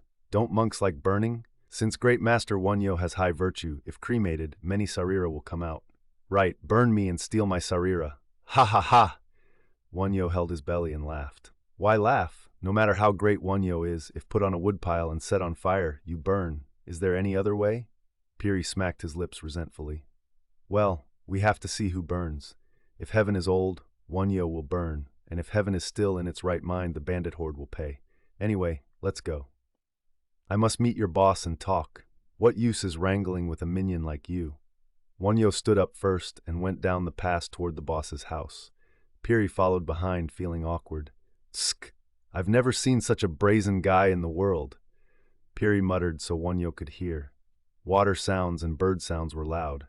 Thinking of banditry in this beautiful scenery, instead of thinking of cultivating the way. Wonhyo looked back at Piri and shouted loudly. There was a big well. The stones piled for the well were covered beautifully with moss, showing it was a well several hundred years old. "Oh, a nasty spring. A spring that causes bandit minds." Wonhyo tapped the well curb with his staff. A booming sound rose from the well, and the water boiled up. "Until sentient beings who drink this water change their minds and enter the Buddha way, do not produce a spring again." Wonhyo hit the water with the tip of his staff again. Flames flashed, and the well dried up completely. Piri watched this spectacle dumbfounded. "Don't stand blankly. Go in first and announce that I have come." Wonhyo pointed at Piri with the staff burning with flames. Piri stepped back a few steps as if fearing the staff. Passing the well, there was a stable with dozens of fine horses tied up, and then a high gate. Wonhyo thought the reason the gate wasn't flung open was that it was a bandit's house. The house was very old, and the bases of some pillars were rotten. Shortly after Piri entered, a side door opened. "Come in this way." It was not Piri, but a stranger. He wore blue clothes, seemingly a servant. Wonhyo shouted at the blue-clothed one. "Is there a custom of welcoming a guest through a side door? Tell them to open the main gate." The voice rang loudly through the whole neighborhood. Princess Yosok and Asaga, confined in the rear garden annex, heard Wonhyo's voice. "Princess, it is the monk," Asaga shouted. It is the monk." The princess and Asaga hugged each other and cried. At this strange sight, Solchong cried, "Wah!" The sound of Solchong crying was also heard by Wonhyo. Asaga's brother also ran over and shouted, "The monk has come." "He has come, but how will the monk escape this bandit's lair alone?" The princess was glad but worried. "Princess, do not worry. The monk is an extraordinary person, so I believe he will surely win." Asaga wiped her tears and comforted the princess. "Indeed, the master is extraordinary, but if he demands you and me and the monk refuses, surely those guys will harm the monk. I hear they built a wood pile, are boiling an oil cauldron, and put poisonous snakes in a cave." The princess said this. "Still, the monk is a person heaven knows, a person Buddhas and Bodhisattvas protect." Asaga tried to comfort herself more than the princess with these words. "If the monk is harmed because of us too, what will you do, Asaga?" The princess asked this. "Decisively, the monk will win." Asaga shook her head confidently. "How do you believe that?" The princess showed an uneasy look.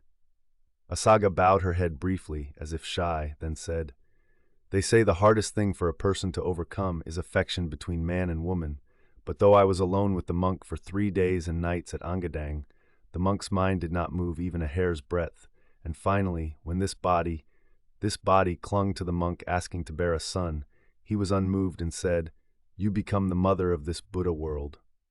Isn't such a person one who will not burn in fire nor drown in water?" And she lowered her head again as if ashamed. "Really? Asaga, was it so?"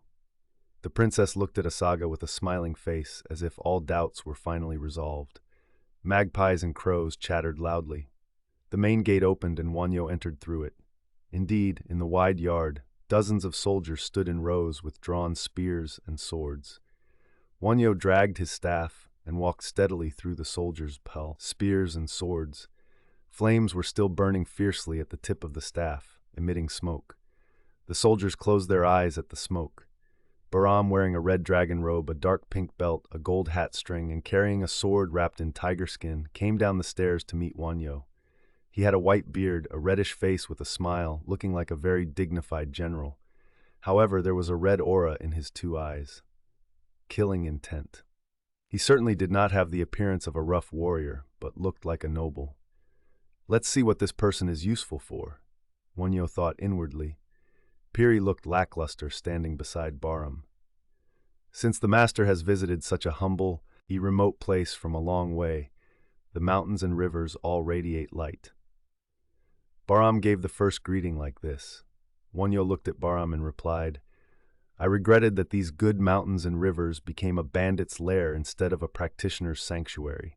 But now seeing the general, it is even more pitiful that such a fine appearance became a bandit boss instead of a loyal general of the country." Bahram put one foot up on the floor, then put it down again, saying, "Look here, even so, coming to someone's house for the first time, is that something to say?" And he glared at Wonhyo.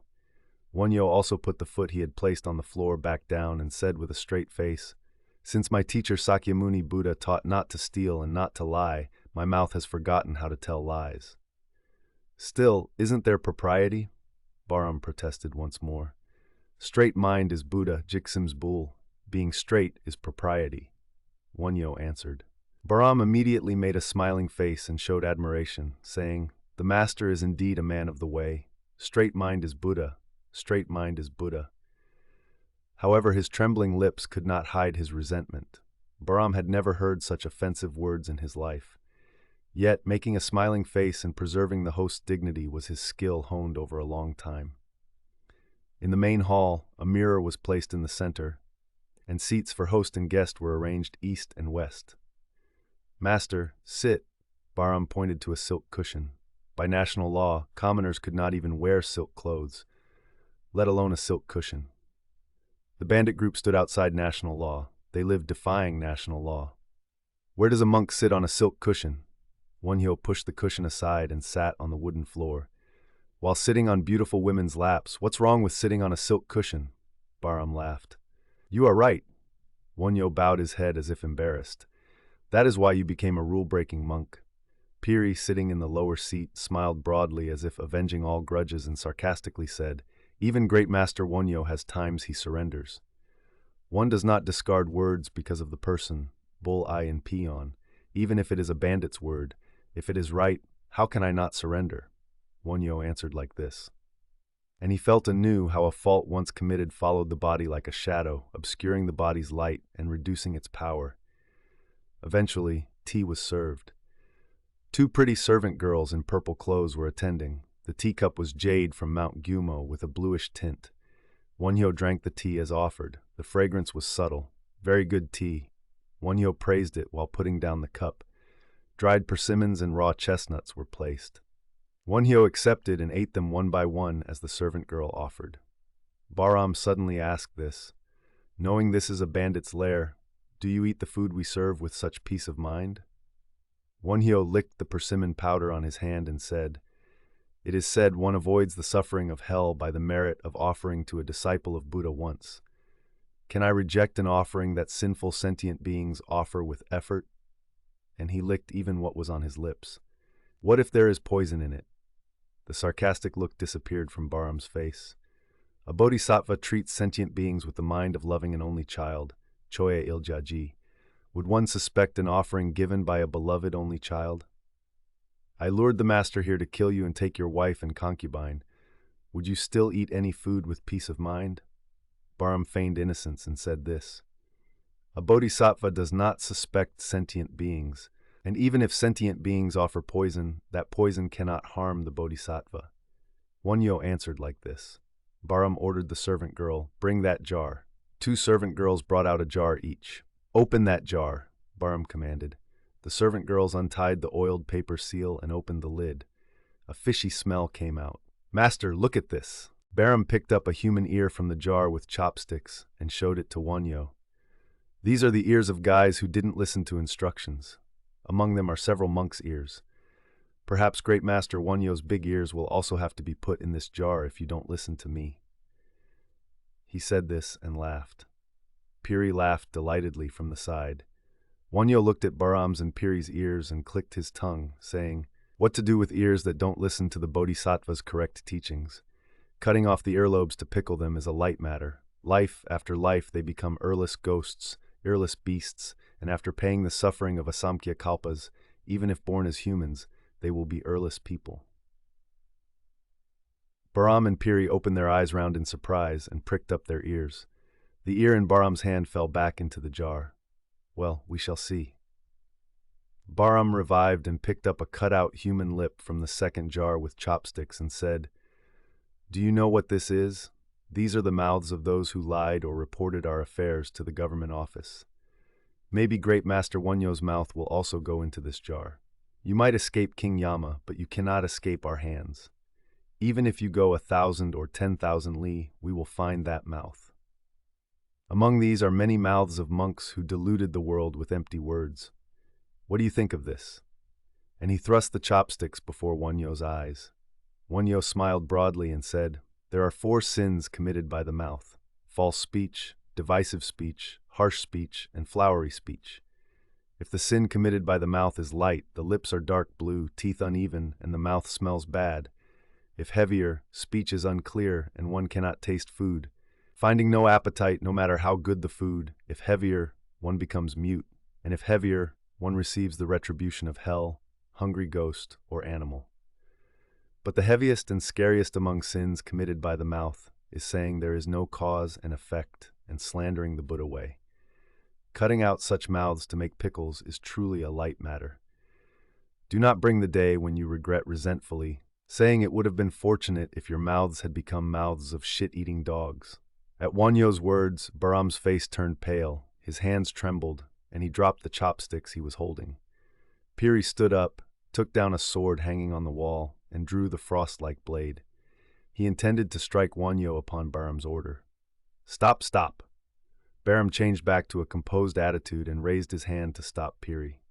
Piri glared at Wonhyo once, sheathed the sword, and boasted, "Would a sword not enter Wonhyo's neck? Would that sword cut Wonhyo's neck?" Wonhyo laughed as if it were funny. Piri drew the sword he had half-sheathed again and struck down at Wonhyo. However, before he knew it, Piri's wrist was caught in Wonhyo's hand, and the sword was already in Wonhyo's hand. Wonhyo released Piri's wrist and gave the sword back to Piri, saying, "Is there a rule to strike a seated person by surprise with bare hands? Unmanly." Baram rebuked Piri. "I said hang the sword back." Piri took the sword from Wonhyo and panicked. Even if he struck Wonhyo again, it seemed he would only be humiliated again. He trembled with anger and shame. Wonhyo watched Baram's reaction, but Baram was calm. Wonhyo handed the sword to Piri and aimed slightly at Baram, but Baram did not blink an eye. Wonhyo thought Baram was not a figure comparable to Piri. Piri sheathed the sword and hung it on the wall. Piri was confident that he lost to no one in swordsmanship, so he was resentful that he could be defeated so easily by Wonhyo. Was there really an invisible Vajra warrior guarding Wonhyo's side? He thought so. It was surprising that a well over 1,000 years old boiled up, flamed, and dried up instantly, but that could be considered magic. However, seeing Wonhyo block with bare hands the sword Piri struck with full force, not only block but the sword that was in his hand passed to Wonhyo's hand before he knew when it was taken. Piri felt dizzy and covered his neck with both hands.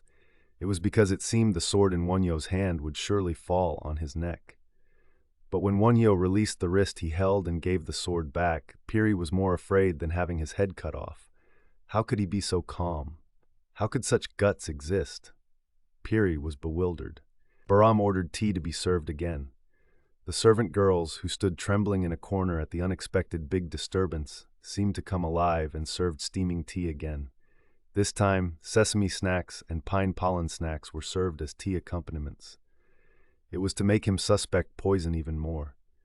Not only that, Bahram personally opened a packet and mixed white powder into Wonhyo's tea. Then he said, "It is arsenic powder. They say it becomes medicine if you eat it and don't die." Wonhyo drank that tea calmly as before. Seeing that, Bahram sighed long once. He had tested many monks, but he saw such a calm person for the first time. Bahram secretly felt respect for Wonhyo. He is a person I cannot handle. When this thought arose, Bahram quickly swept it away. It felt too much like trampling himself. He was someone who had lived 60 years with pride like a king. He had trained enough to be confident he wouldn't flinch even if a thunderbolt fell on his head. It was difficult to discard that body and mind tempered hundreds and thousands of times in a single morning. Moreover, Bahram had a big purpose. It was to make Princess Yosok and Asaga his own. Do not violate a married woman. Bahram could not violate the law of the bandit nation himself.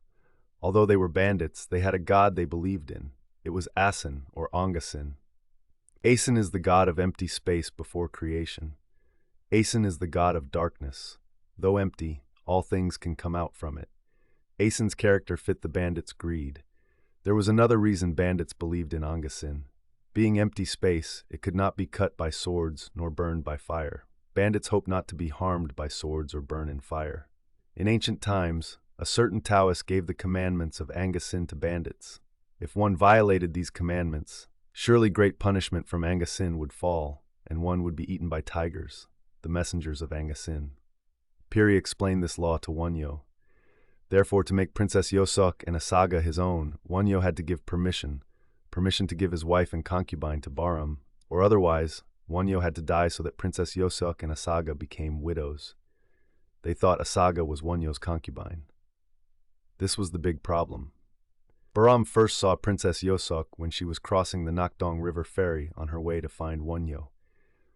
For a man who spent most of his life in mountains and rarely saw noble women, and who felt solitude at 60 with little future left, Princess Yosok's beauty was an unbearable attraction.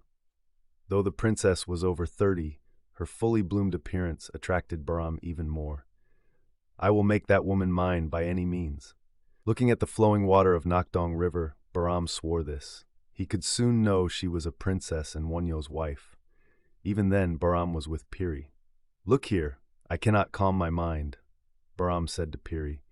In fact, Piri also fell for the princess. Any man would be entranced seeing Princess Yosok's beauty, but for them, who had vitality like wild beasts and lived doing whatever they wanted, even risking their lives, they had never suppressed desires rising in their minds.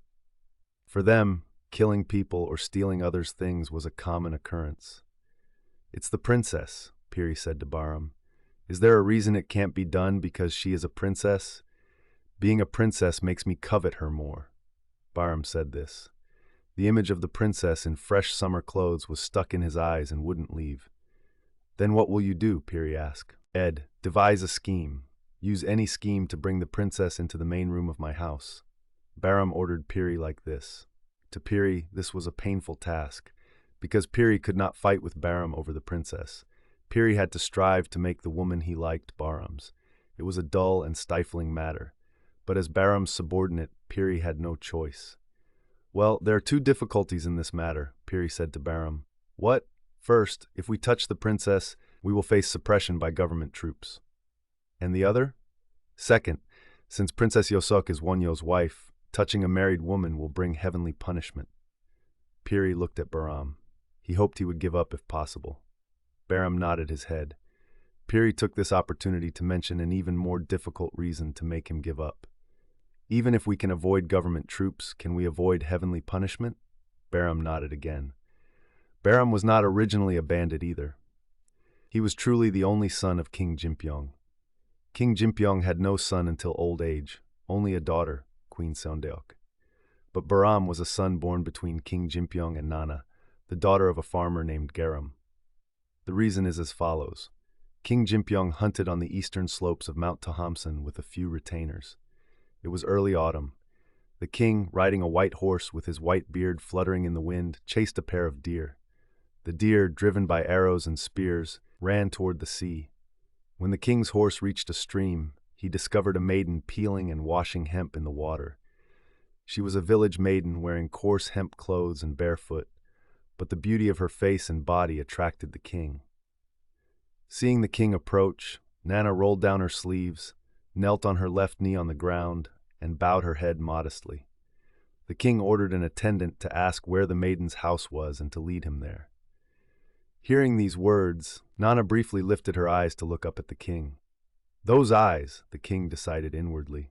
Sad, yet shy eyes shook the king's heart. Though the king was passionate, he loved Nana not only out of passion. Lamenting having no son, he also held a hope that perhaps a son might be born from such a pure maiden's body. The maiden was slowly wringing the hemp she washed in water. "It is the king's order. When will you be doing that? Leave it and lead the way."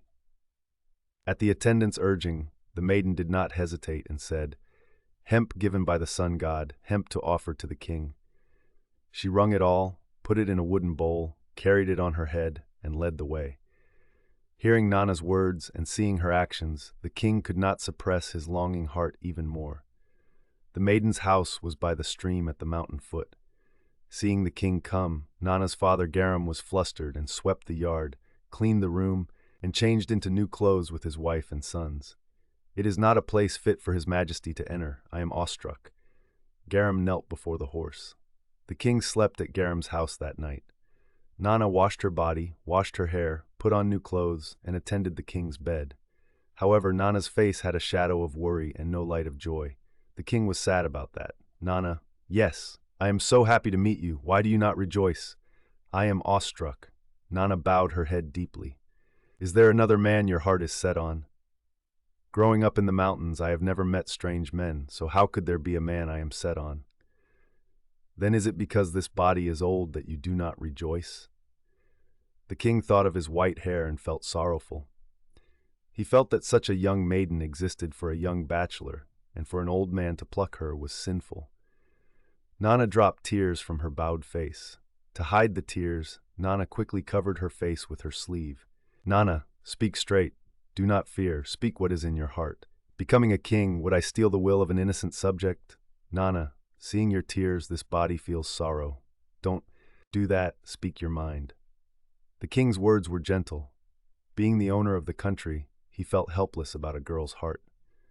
"I have committed a capital sin by making you see tears rudely. It is overwhelming enough for a humble body to attend the Supreme One, and looking up for even an hour is awe-inspiring. How much more so since you regard me prettily? The grace is immeasurable, and I do not know what to do. However, thinking that attending the Supreme One is only for this night, tears naturally spring up." Nana's answer surprised the king. Could a mountain woodcutter's daughter be like this? Indeed, he thought Silla was a good country, and the two sage kings Beofeng and Jinhong governed well, so the people believed in spirits and Buddhas and learned letters well. He was inwardly satisfied that this was the result of King Jinpyong striving for cultural development following the late king's will since his accession. However, at Nana's words, attending only for this night, the king could not help but feel a prick in his heart. In old times, a king could have several concubines, but since King Beofeng, Buddhism was revered, making it difficult. Even if he loved Nana, bringing her into the palace was difficult. Speaking by conscience, it was right for the king to leave Nana's room, but the king's desire did not allow it. How could it be only one night? "If you bear a son, I will make him the crown prince." He made this promise to Nana. "I am awestruck, but please give me a token." The king stood up readily, took down the sword hanging on the wall, and gave it to Nana. It was a treasured sword in a paulownia scabbard inlaid with gourd flowers and gourds in gold. "This is a treasured sword this body has loved and carried all my life. I give this as a token." Nana knelt and received the sword given by the king's own hand, held it above her head, drew the blade, and examined it in the candlelight. A blade clear as a mirror. Nana sheathed the blade, hung it on the wall, and said, "Your Majesty, this body will attend your Majesty life after life." And she allowed her body. The king's joy that night was unparalleled. It seemed not a waste to give away half the country. The early autumn night was not long. Before the king could close his eyes, the rooster crowed. The next morning, the king left Nana's house. He had promised to bring Nana into the palace by any means. Thus, Bahram was born. He is clearly King Jimpyong's son. However, there was no news from the king again. Nana raised Bahram alone. King Jimpyong passed away and Queen Sondeok ascended the throne.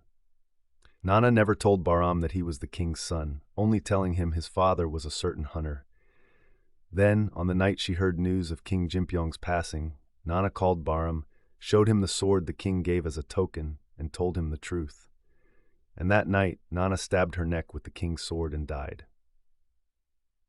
Ending this life with the sword my Lord gave, I will become a soul and follow the Lord I could not attend in life. She wrote this song and placed it by her pillow. Bahram buried his dead mother, wrapped the treasured sword, carried it, and went up to Seoul. By then, Queen Sondeok had already ascended. Bahram grew up not knowing his father all his life. When he knew who his father was, that father was already not of this world and seemed like his mother's enemy and his own enemy. Bahram's sorrow, unable to not consider the father whose blood he received as an enemy, was unparalleled. Bahram resented his father, cursed the palace, and entered a bandit's cave. Nearly 30 years had passed since then. In that time, he, a body meant to be king of Silla, became the king of the bandit nation. Bahram had never told anyone his history. He thought there would be no one to hear the secret of his body and his life. The unification of Silla bandits, as it is now, was after Bahram became general. He possessed the leadership of a prince. He tried all training except Buddhism. There was no training he didn't do, like swordsmanship. He liked Tao Te Ching and Zhuangzi, and cherished Lizi and Sunzi. He researched hygiene arts and practiced immortality methods like absorbing qi, regulating breath, and gathering essence. His joy was keeping his body healthy, filling his appetite and sexual desire to his heart's content, thoroughly punishing those he hated, and doing whatever he wanted to the end. He had no desire for wealth and honor. For a while at first he had ambition to regain the king's position, but gradually even that became bothersome. He hated aging, but white hair came. He grew a beard like his father King Jimpyong, and it turned white early. No matter how much he practiced hygiene, he couldn't help everything declining once over 50. Stability decreased and all energy decreased. The only thing that didn't decrease and grew more vigorous was sexual desire. Princess Yosok and Asaga caught his eye. No matter what, he wanted to put these two women in his bosom. Only this matter occupied Bahram's mind for the past half-year. Even if we can avoid government troops, can we avoid heavenly punishment? Piri's words tormented Bahram. Bahram believed in the void god, healing, and the sun and moon gods. The void god became wind and always watched his body.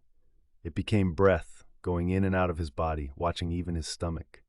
By day it became the sun, by night the moon and stars to watch this body. Mosquitoes and flies were also messengers and incarnations of the void god. There was nowhere the god's eyes didn't shine and nowhere his hand didn't reach. Bahram believed this. Bahram wanted to resist all forces in human affairs and felt he could, but he felt more and more that he could not resist the god's power. Seeing white hairs on his head and beard and all vitality declining, he believed how strict and powerful the void god's law was, so human power could not violate or resist it even an inch. I can do anything I want in my heart, but I cannot go against the god's will. This was Bahram's sorrow, resignation, and also conviction. In reality, nothing seemed difficult for Bahram. His subordinates regarded him as a god. They believed the void god sent mountain spirits and dragon spirits to protect him always, so arrows and swords wouldn't pierce his body. Nothing failed when he gave an order. Moreover, he was strict with subordinates, but also deeply compassionate.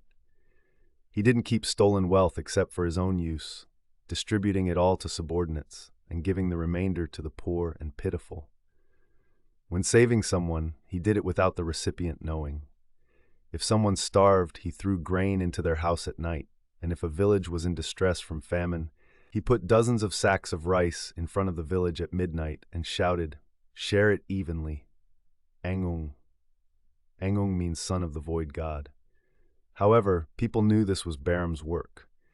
If a village had much disease, Baram sent doctors and medicine. He treated the disease for days, pretending to be a passing doctor before leaving. If there was someone receiving resentment from the people, he shot an arrow with pheasant feathers into that house at midnight. When the arrow flew in with a purr sound, the family trembled. If that person still didn't perform atonement, like returning stolen wealth, another arrow flew in.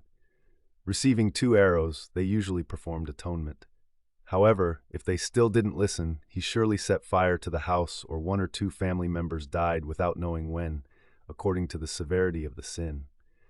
In this case, the young woman and wealth of the house were taken completely. The wealth and women taken this way were distributed to subordinates.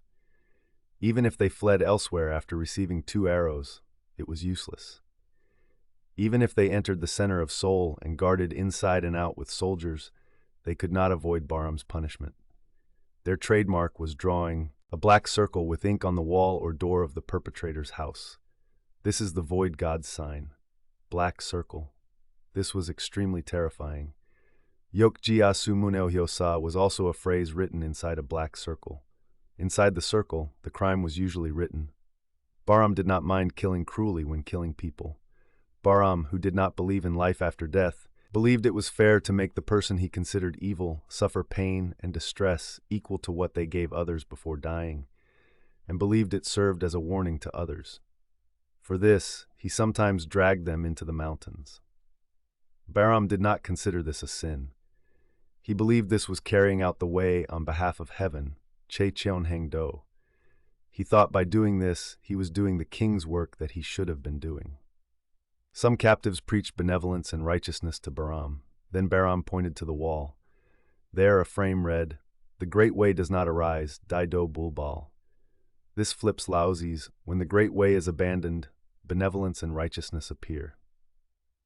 How can the great way be abandoned? The benevolence and righteousness you speak of are made for your convenience, not the great way of heaven and earth. He scolded. If he caught monks, Baram tortured them, saying, "You rascals, not plowing or weaving, eating well and dressing well in high buildings, aren't you clearly thieves?"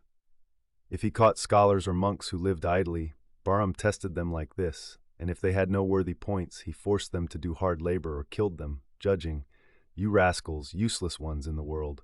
You rascals, horses and oxen carry loads, dogs watch houses, cats catch mice, even pigs can be eaten. Fellows like you are useless for anything and only waste food and cloth, so you deserve to die." Few monks or scholars could answer this capable. Once great Master Dayan was captured. Baram threatened as usual, this obvious thief. "Ha ha," Dayan laughed. "Why laugh?" Baram was angry. "What would I steal? Wearing discarded rags, eating swill dregs, living in a cave, what would I steal?" At Dayan's answer, Baram stood up and bowed. Dayan received Baram's bow, stood upside down, and kicked his legs in the air. "Master, what is that?" Baram asked politely. "I'm returning your bow lest receiving it without price becomes a debt." Baram was dumbfounded. "What is the way?" Baram asked Dayan about the way. Dayan looked at Baram blankly, shouted, "Ikeu," wrapped his head with both hands and ran away. Baram stopped his subordinates from chasing, and he admired, a real man of the way.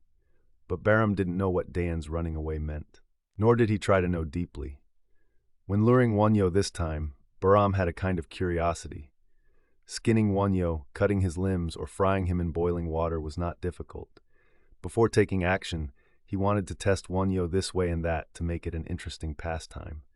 However, seeing Wonhyo, he seemed too much for Baram to handle. Baram was slightly anxious because of this. Baram thought he must settle the Princess Yosok matter before being further suppressed by Wonhyo. Seeing the master is a cool-headed hero, without beating around the bush, I will speak straight. Baram changed the subject. "What is it? Try speaking." Wonhyo licked all the dried persimmon off his lips and smacked them. He thought the taste was very sweet. "So, I will listen to whatever you say, so give me some more persimmons. Those persimmons taste quite good." Wonhyo swallowed saliva. "Hey, bring more persimmons." Baram ordered the servant girl. "So what is it?" This time Wonhyo urged. Whatever Baram said seemed likely to be interesting, though I think you guess without me saying, "Give me Princess Yosok and a saga." Baram cut to the chase. "I can't do that." Wonyo refused without hesitation. Bahram's face changed suddenly. Why can't you? Bahram opened his mouth after a while. Can I change the vow made to become husband and wife for life after life, even postponing becoming a Buddha for this life to be the last? That won't do. Isn't it so? It won't do? It won't. Wonyo picked up a newly served persimmon and ate it deliciously. If the master dies, the princess becomes a widow, right? Bahram asked. If the husband dies, she is a widow. Wonyo spat out a seed. Then shall I try killing Wonyo? Bahram smiled broadly. A terrifying will was visible in that smile. It was like his whole body twisting once. The murderous and cruel energy inside Bahram squirmed. Even if you kill me, the princess and Asaga won't become yours. Wonyo picked up another persimmon. Why? Bahram glared at Wonyo, eyes wide. Because your hand can't reach. Wonyo chewed the persimmon and spat seeds into his hand. Piri was scared Wonyo might perform some scary magic with those seeds. Hand can't reach? Bahram stretched his neck and leaned back. Can't reach. Why? Because one side is too high and one side is too low. Who is high and who is low? Bahram's voice grew louder. The princess and Asaga are above the sky, and you are a hungry ghost under that hell. You should kneel before the feet of the princess or Asaga and beg, save me. Eventually it will be so, because the immeasurable compassionate hearts of the princess and Asaga will pity the pitiful greedy sentient being Bahram, like a young child trying to jump into fire. Not knowing there is a benefactor beside you trying to save you, thinking of evil schemes that won't work, it is pitiful. You seem to think you lured me, but am I a person to be lured by you? You must know I'm a messenger of Buddhas and Bodhisattvas come to save the bandit horde entering hell. As Wonyo finished speaking, Bahram shouted, Look here. Is that oil cauldron boiling? Boil this monk talking nonsense whole in the oil cauldron. Boil him until his bones are mushy. There are so many guys talking big and lying in the world that the people cannot come to their senses. Let's see if he still talks nonsense sitting in a boiling oil cauldron. At these words, soldiers holding spears and swords standing outside rushed in. However, they hesitated, daring not touch Wonyo. Can't you drag this monk to the oil cauldron? Bahram stamped his foot and shouted. Come on, get up! A soldier rushed in and pulled Wonyo's arm. As Wonyo was pulled up by the soldier, he loudly called, Avalokitesvara Bodhisattva, Avalokitesvara Bodhisattva. The booming voice rang in all directions. Humph. Let's see if your Avalokitesvara freezes ice in the oil cauldron. If you come out alive without dying in the oil cauldron, I will become your disciple too. Bahram got up and went out, saying, Look here, you, call Princess Yosok. Tell her to come see Great Master Wonyo being boiled in the oil cauldron. Tell her to smell to her, fill the smell of her unforgettable Great Master Wonyo being fried in the oil cauldron. Let's see if Buddha wins or Anga Sin wins. Bahram said this and went to Angadang in the rear garden. One body servant girl followed Bahram, and one girl went to Princess Yosok's quarters. Bahram opened the door to Angadang. The door was painted blue, pillars red, rafters with wave patterns, and walls and ceiling were all painted. A blue dragon on the east wall, a white tiger on the west, a black turtle on the north ceiling, a red bird on the south, and on the north wall hung a painting of a beautiful goddess with a water jar in front. This is Asen, the void god. Beside the goddess was a well with clear spring water rising. The goddess meant giving birth to all things in heaven and earth. The spring symbolized the goddess's virtue, feeding all things with endless water, and the round jar symbolized the void before the birth of all things, with the water inside representing the god's function. The servant attending Bahram offered clean water on a small table. Bahram personally placed the water bowl before the god and bowed 3 times. Let me win. Let me beat Wonyo and beat Buddha. If I win, I will slaughter a whole cow and offer it as a sacrifice. However, if I cannot beat Wonyo today, I will burn down the shrine. Making this invocation, Bahram prayed until his palms were hot. Bahram struck the flint. The crescent-shaped steel hit the flint, making a sharp sound and sending red sparks. But for some reason, the fire did not catch well on the tinder. The tinder was made of dried leaves of Cinereus deltoides from deep mountains, rubbed into soft cotton, mixed with rubbed yellow tender leaves of mugwort, picked at noon on Dano Day. Bahram was anxious that only sparks flew, and the tinder didn't catch fire. The divination was that if tinder caught fire well, transferred to an oil-soaked paper wick, and then to old pine resin wood, grown without hearing a rooster crow, to burn vigorously, the wish would be fulfilled. Who has the tinder taken offense at? Bahram worried inwardly but could not speak. Chills ran down Bahram's spine. His hair stood on end. What is this? Bahram looked at the goddess statue. The goddess seemed to be thinking deeply, eyes narrowed, arms folded as if bowing. This was Bahram, who didn't blink even if a sword entered his head. Wasn't this Bahram who killed people like flies? This was Bahram who tortured hated people with unspeakable cruelty while drinking. But why did chills run down his body? Bahram's hand striking the flint trembled and didn't listen well. The steel didn't hit the sharp flint edge properly. Oh, what's wrong? Bahram gathered his wits. Before Bahram's eyes, Wonhyo sitting in the oil cauldron appeared. Wonhyo sat calmly in boiling oil and seemed to shout, "Oh, this is cold. Put in more firewood quickly." Can that be? No matter how great a monk, once in the oil cauldron, he will be cooked like a parboiled octopus instantly. No, standing before the oil cauldron, he will surrender. Bahram struck the flint thinking this. Zip, countless sparks flew. Fire caught on the tinder. Yellow smoke of mugwort rose with fragrance. Done! Joy appeared on Bahram's face. Bahram blew on the paper wick against the tinder fire. A yellowish fire rose. Bahram lifted the resin wood to transfer the wick's fire. The resin caught fire, emitting fragrance. Like a butterfly released from confinement, the resin fire danced. Bahram was happy, but an ominous thing happened. The fire from the paper wick fell from his hand to his knee, and Bahram's clothes caught fire. While trying to put it out, the resin fire in one hand singed Bahram's beard. A burning smell arose. Ung. Bahram threw away the resin fire. The fire went out, and black smoke rising was terrifying. Bahram ran out of the shrine. Wrong, it went wrong.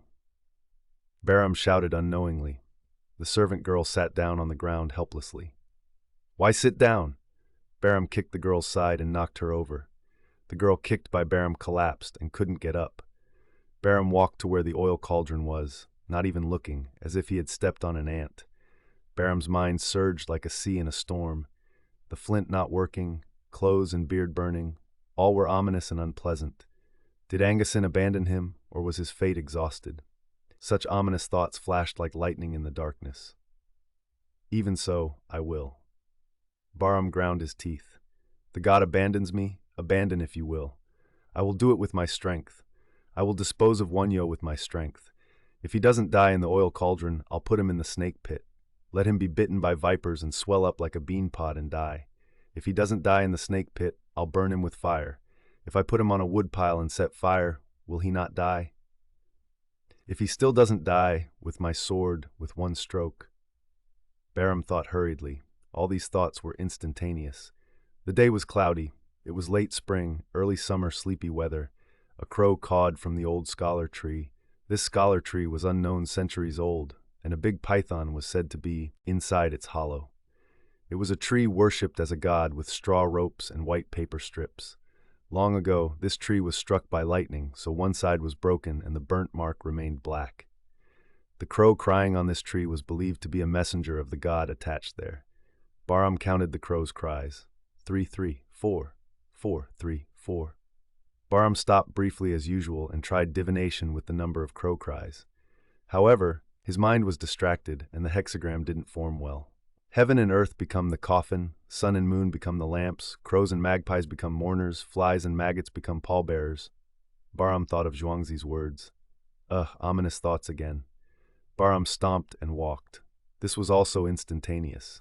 At this time, Princess Yosuk, Asaga, and Sasama were walking, dragged by the servant girl. Hearing the girl say, "Come see great Master Wonhyo being boiled in the oil cauldron," Princess Yosuk and Asaga were initially shocked to the point of fainting. But Sasama said forcefully, "Do not worry. Great Master Wonhyo is not an elder to die by a bandit's hand." Gaining composure at these words, the two women followed the girl to see how things would turn out. "I entrust the baby to you." The princess entrusted Solchong to the wet nurse like this. She had decided she would not see Solchong again. Princess Yosok decided to follow in death if she saw Wonhyo dying. Although all knives were taken, the princess thought of various ways to end her life without a knife. Asaga, for her part, decided to save Great Master Wonhyo by sacrificing herself if there was a way, and if not, to follow Great Master Wonhyo. Sasama also pondered ways to save Wonhyo. Though weaponless, he decided to use all his strength and talent, and if he couldn't save Wonhyo, to kill Baram to avenge Wonhyo. Thus the three followed the servant girl, each with their own resolution.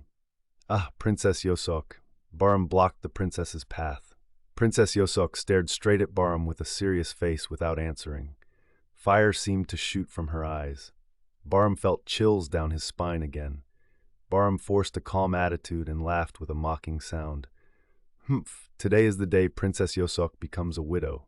I called you to smell the smell of that tall monk boiling in the oil cauldron. Princess Yosok shuddered at Baram's venomous eyes. We shall see. Sasama stepped in front of the princess and Asaga and shouted. At these words, Baram stopped walking. See what? Whether evil wins or good wins. Sasama glared at Baram. Sasama was sad and angry that he didn't have the strength to suppress this bandit yet. But thinking of biting Baram's throat to avenge Great Master Wonhyo in the worst case, he looked at Baram's neck. A young fellow not knowing his elder. Baram glared at Sasama and put his hand on the sword hilt at his waist. You rascal, move your rude mouth one more time. I will cut you in two with one stroke. Sasama did not succumb to Baram's threat. If you want to draw a sword, give me my sword. Isn't it unsightly for a big adult to fight a bare-fisted child with a sword? Really, if I give your sword, will you compete with me?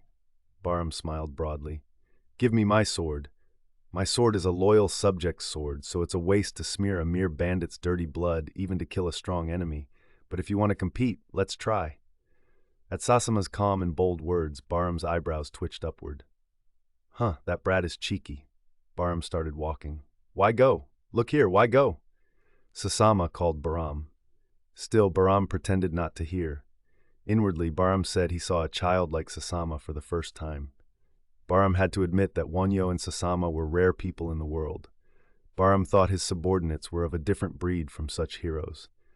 Baram was confident in his own greatness. He had the pride of being a king's son, and anyone who came before him submitted or trembled in fear. If extremely bold, they lashed out, but Wonhyo's group neither submitted nor trembled nor lashed out. Rather, they seemed to look down on him and pity him. That attitude was unbearable to Baram. Those eyes looking down from high were hateful and even scary. I am a king's son, a person meant to be king. Thinking this made it more unpleasant. Sasama's eyes were that scary. Baram felt suppressed, feeling he couldn't endure if he gave Sasama the sword and fought. What is that power? What power gives even young Sasama and girl Asaga a dignity I cannot violate? Baram feared that power. Baram tried to suppress that power with his own, but it didn't work. After capturing Princess Yosok, he tried coaxing and threatening in various ways, but she remained unshaken. It would have been better if she resented him, but there wasn't even resentment. That made Baram endlessly anxious. It made Baram lose confidence in his own power. Today is the day to end it. The day to see if I lose or he loses. Baram thought this and moved his feet powerfully. At this time, Piri came to meet him. How did it go? Baram asked Piri. Wonhyo listens very well. Piri said this, glancing at Princess Yosok's party behind. Seeing Asaga, Piri's heart fluttered. How does he listen well? Says he surrenders? Baram opened his eyes wide. Surrender? Is Wonhyo a person to surrender to anyone? Piri stepped back a step, startled by Baram's burnt clothes and missing beard corner. What happened to that beard? Piri shouted. With one side of the beard missing, the face looked completely distorted. Ah, and those clothes too. Piri looked at the hole in Baram's coat. Piri was sad to see Baram's shameful appearance. No, if not surrender, in what way does Wonhyo listen well? Baram showed no leeway to think of beard or clothes. I told him to be bound, so he was bound. Piri sighed. Bound? No, you couldn't bind him by force, but bound him by begging the person? Baram glared at Piri. Piri snorted dumbfoundedly. Don't speak of it. If he didn't intend to be bound, do you know anyone to bind Wonhyo? Soldiers rushed in, but fire flared from Wonhyo's staff, so they all stepped back. And he laughed. Princess Yosok's party followed 3 or 4 steps behind. Couldn't you break that staff? Baram panted. It's a staff where hitting a well turns water to fire. Who would touch that staff? Huh, it's the end, the end. So where is Wonhyo now?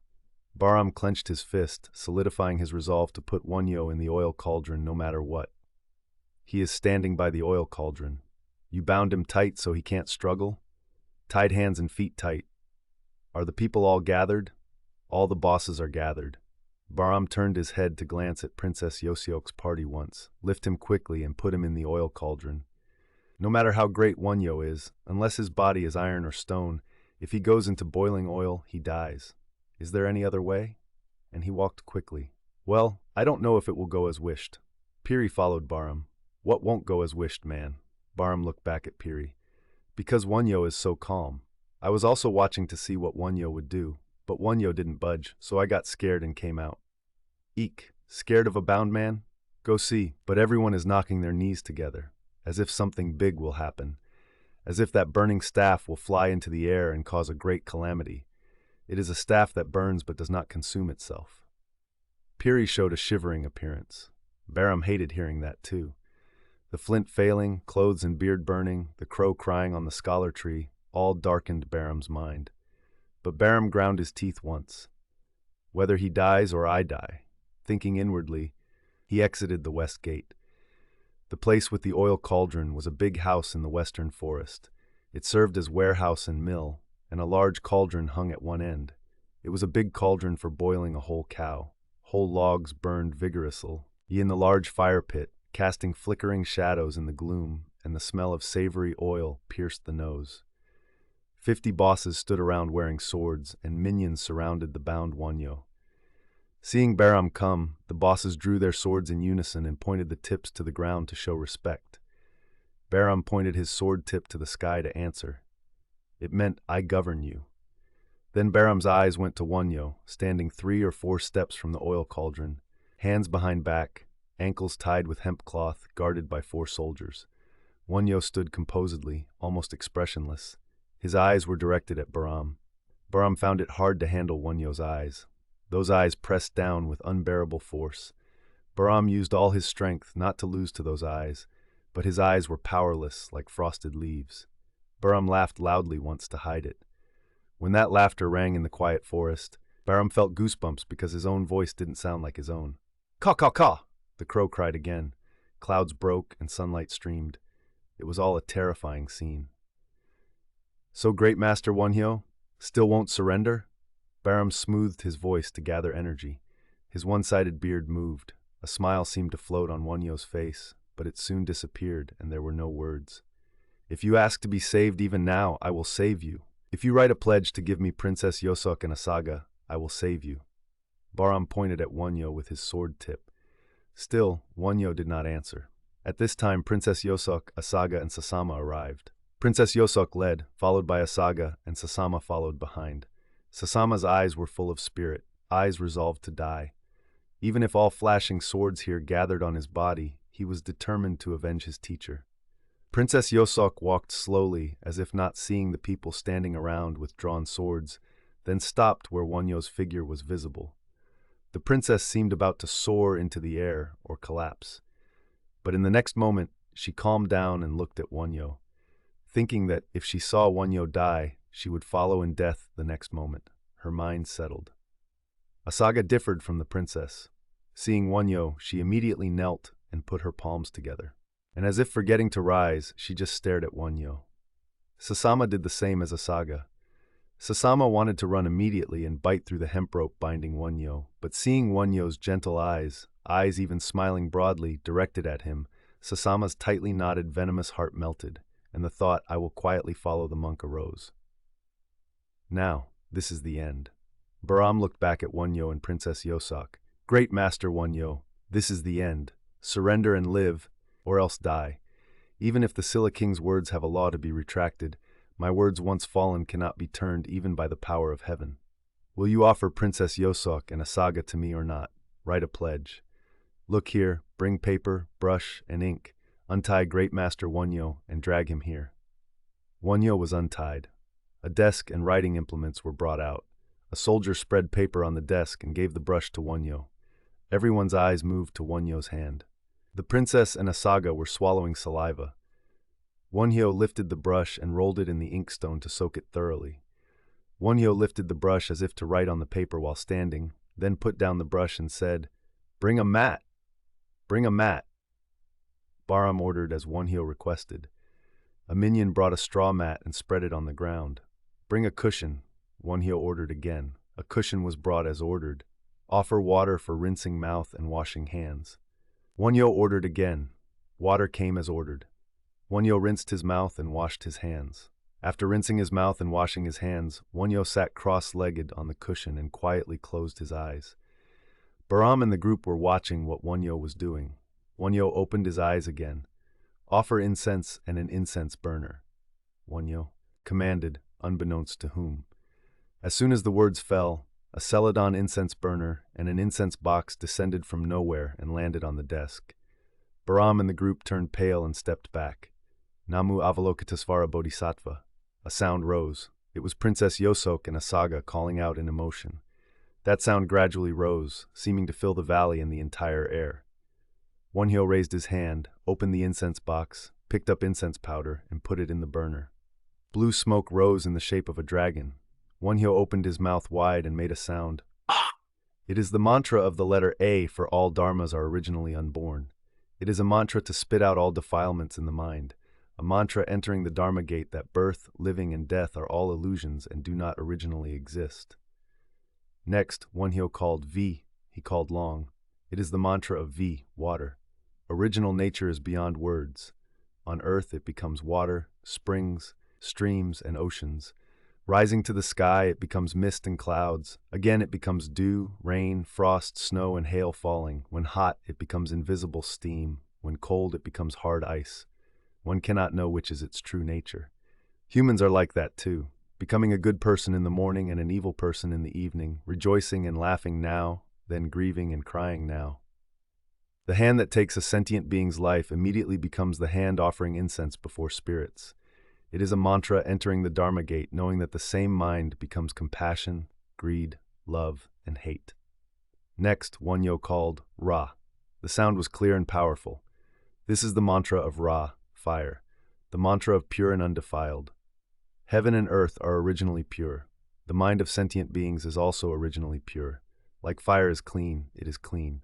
The originally pure Dharma realm becomes dirty because the grime of ignorance of sentient beings sticks to it. Grime of evil karma, delusion from foolishness. It means falsity. Next, Wonhyo called with a very booming voice, Hum. It is the mantra of hum, wind. The mantra of cause and karma are like empty space. A Dharma gate knowing that although all things sentient beings do are like painting in empty space, cause and effect are nevertheless unerring. Wonhyo's mind was peaceful, solid like earth, free and unhindered like water, clean like fire, and unobstructed like empty space. Wonhyo saw a pure state experience for the first time in his life. The state of birth, death, and nirvana are like a dream, and the state of ascending the palace of liberation and purity. Wonhyo experienced this state only when facing death. Wonhyo forgot all about his current situation. He only saw the Buddha Dharma filling the Dharma realm. Wonhyo unknowingly put his palms together. Homage to all Buddhas of the 10 directions and 3 times, all honored Bodhisattvas and Mahasattvas Mahaprajnaparamita. It is all Buddha's grace. Wonhyo felt the Buddha's grace deep into his bones. He tasted the gratitude of the unsurpassed way thoroughly. A smile of conversion rose on Wonhyo's face. It was the bliss of Dharma. However, the next moment Wonhyo saw that even Buddhas and Bodhisattvas are all flowers in the sky, illusions, hard to arise and hard to extinguish. Empty, empty, silent, silent. Nirvana. Space and time burned away all at once. Only brightness remained. Forced to name it, it is perfect enlightenment brightness. A smile floated on Wonhyo's face again. It was returning from the boundary of Nirvana to the world of sentient beings. Wonhyo saw Bahram, the various bandits, Princess Yosok, Asaga, trees, and such things before his eyes. He felt they were all imperfect like newborn babies, yet cute, the compassion of loving an only child. Wonhyo felt the impulse to come out of the pure palace, enter among sentient beings, and suffer, grieve, and rejoice with sentient beings. He felt he must comfort all sentient beings, become them, their friend, their reliance, their light, and their way. He tasted the state of mind of Bhikshu Dharmakara's vow not to achieve Buddhahood until all sentient beings were saved without leaving one behind. Wonhyo lifted the brush. Bodhisattvas manifest in the world through transformation, not based on desire, but only out of compassion. To make them abandon desire, they borrow appearances of various desires and enter birth and death. Posal Byonhwa, Sihyon Segen. Biewi bon, Deni Jabi, Yongpisa Gajatam Yok, Ipsang Sa. As Wonhyo threw the brush after writing this, the remaining incense in the box burned by itself, fragrance filled the Dharma realm, and bright light emitted from Wonhyo's body. Baram closed his eyes gently, bowed his head lower and lower, knelt before Wonhyo, and sobbed. Other bandits also threw down their swords in unison and knelt. Princess Yosok also touched her forehead to the ground and cried. Asaga and Sasama did likewise. Only Piri stood rolling his eyes, not understanding the reason. The fire of the oil cauldron that was burning somehow went out, and the boiling oil cauldron became quiet with foam. It was a few days after that. Rumors spread in Silla capital that great Master Wonhyo was entering with the bandit boss Baram made into a disciple. Just on the 8th day of the 4th month, Buddha's birthday, a day when the whole capital was full of lanterns for the Lantern Festival, and children and adults filled the streets in new clothes, Wonhyo arrived in the streets of Seoul. He was bringing Baram, 50 bandit bosses, Princess Yosok, Asaga, and Sasama. Wonhyo took the lead with Princess Yosok, Solchong carried by the wet nurse, and Asaga, while Sasama wore a sword and dragged Baram and the 50 bandit bosses, whose hands and waists were tied with hemp ropes. Hundreds of beggars led by Uimyong met Wonhyo, bowed, and followed behind. Great Gakken Kim Yushin came out with his wife Princess Jijo to meet Wonhyo, and countless people lined the road to see this spectacle. Yushin dismounted in front of Wonhyo, and Princess Jijo also got off the palanquin to meet her elder sister Princess Yoseok. Wonhyo pointed to Baram and the 50 bandit bosses kneeling on the road and said, "These people repented their past sins and voluntarily came bound to receive punishment according to the country's law." And he also mentioned that Sasama and Asaga were descendants of the loyal subject Jang Chunrang. Yushin addressed Baram and the 50 bosses. "Your sins deserve death 10,000 times, but hearing that you received Great Master Wonhyo's salvation and seeing your intention, His Majesty ordered that if you swear to be loyal to the country from now on, He will not only forgive all sins but also use you for state affairs according to your talents, so know this." And he conveyed the king's command. Baram and the group bowed their heads. Baram received the treatment of a prince and became General Seodang, and other bosses also received military positions respectively. Several years later, when Silla attacked Baekje, the generals who fought bravely at the Battle of Hwangsan were these people, and it was the beggar troops who risked death to spy on the state affairs of Baekje and Goguryeo. Wonhyo hid in the mountains to cultivate the way and teach disciples, and Princess Yosok and Asaga became nuns following Wonhyo all their lives. End.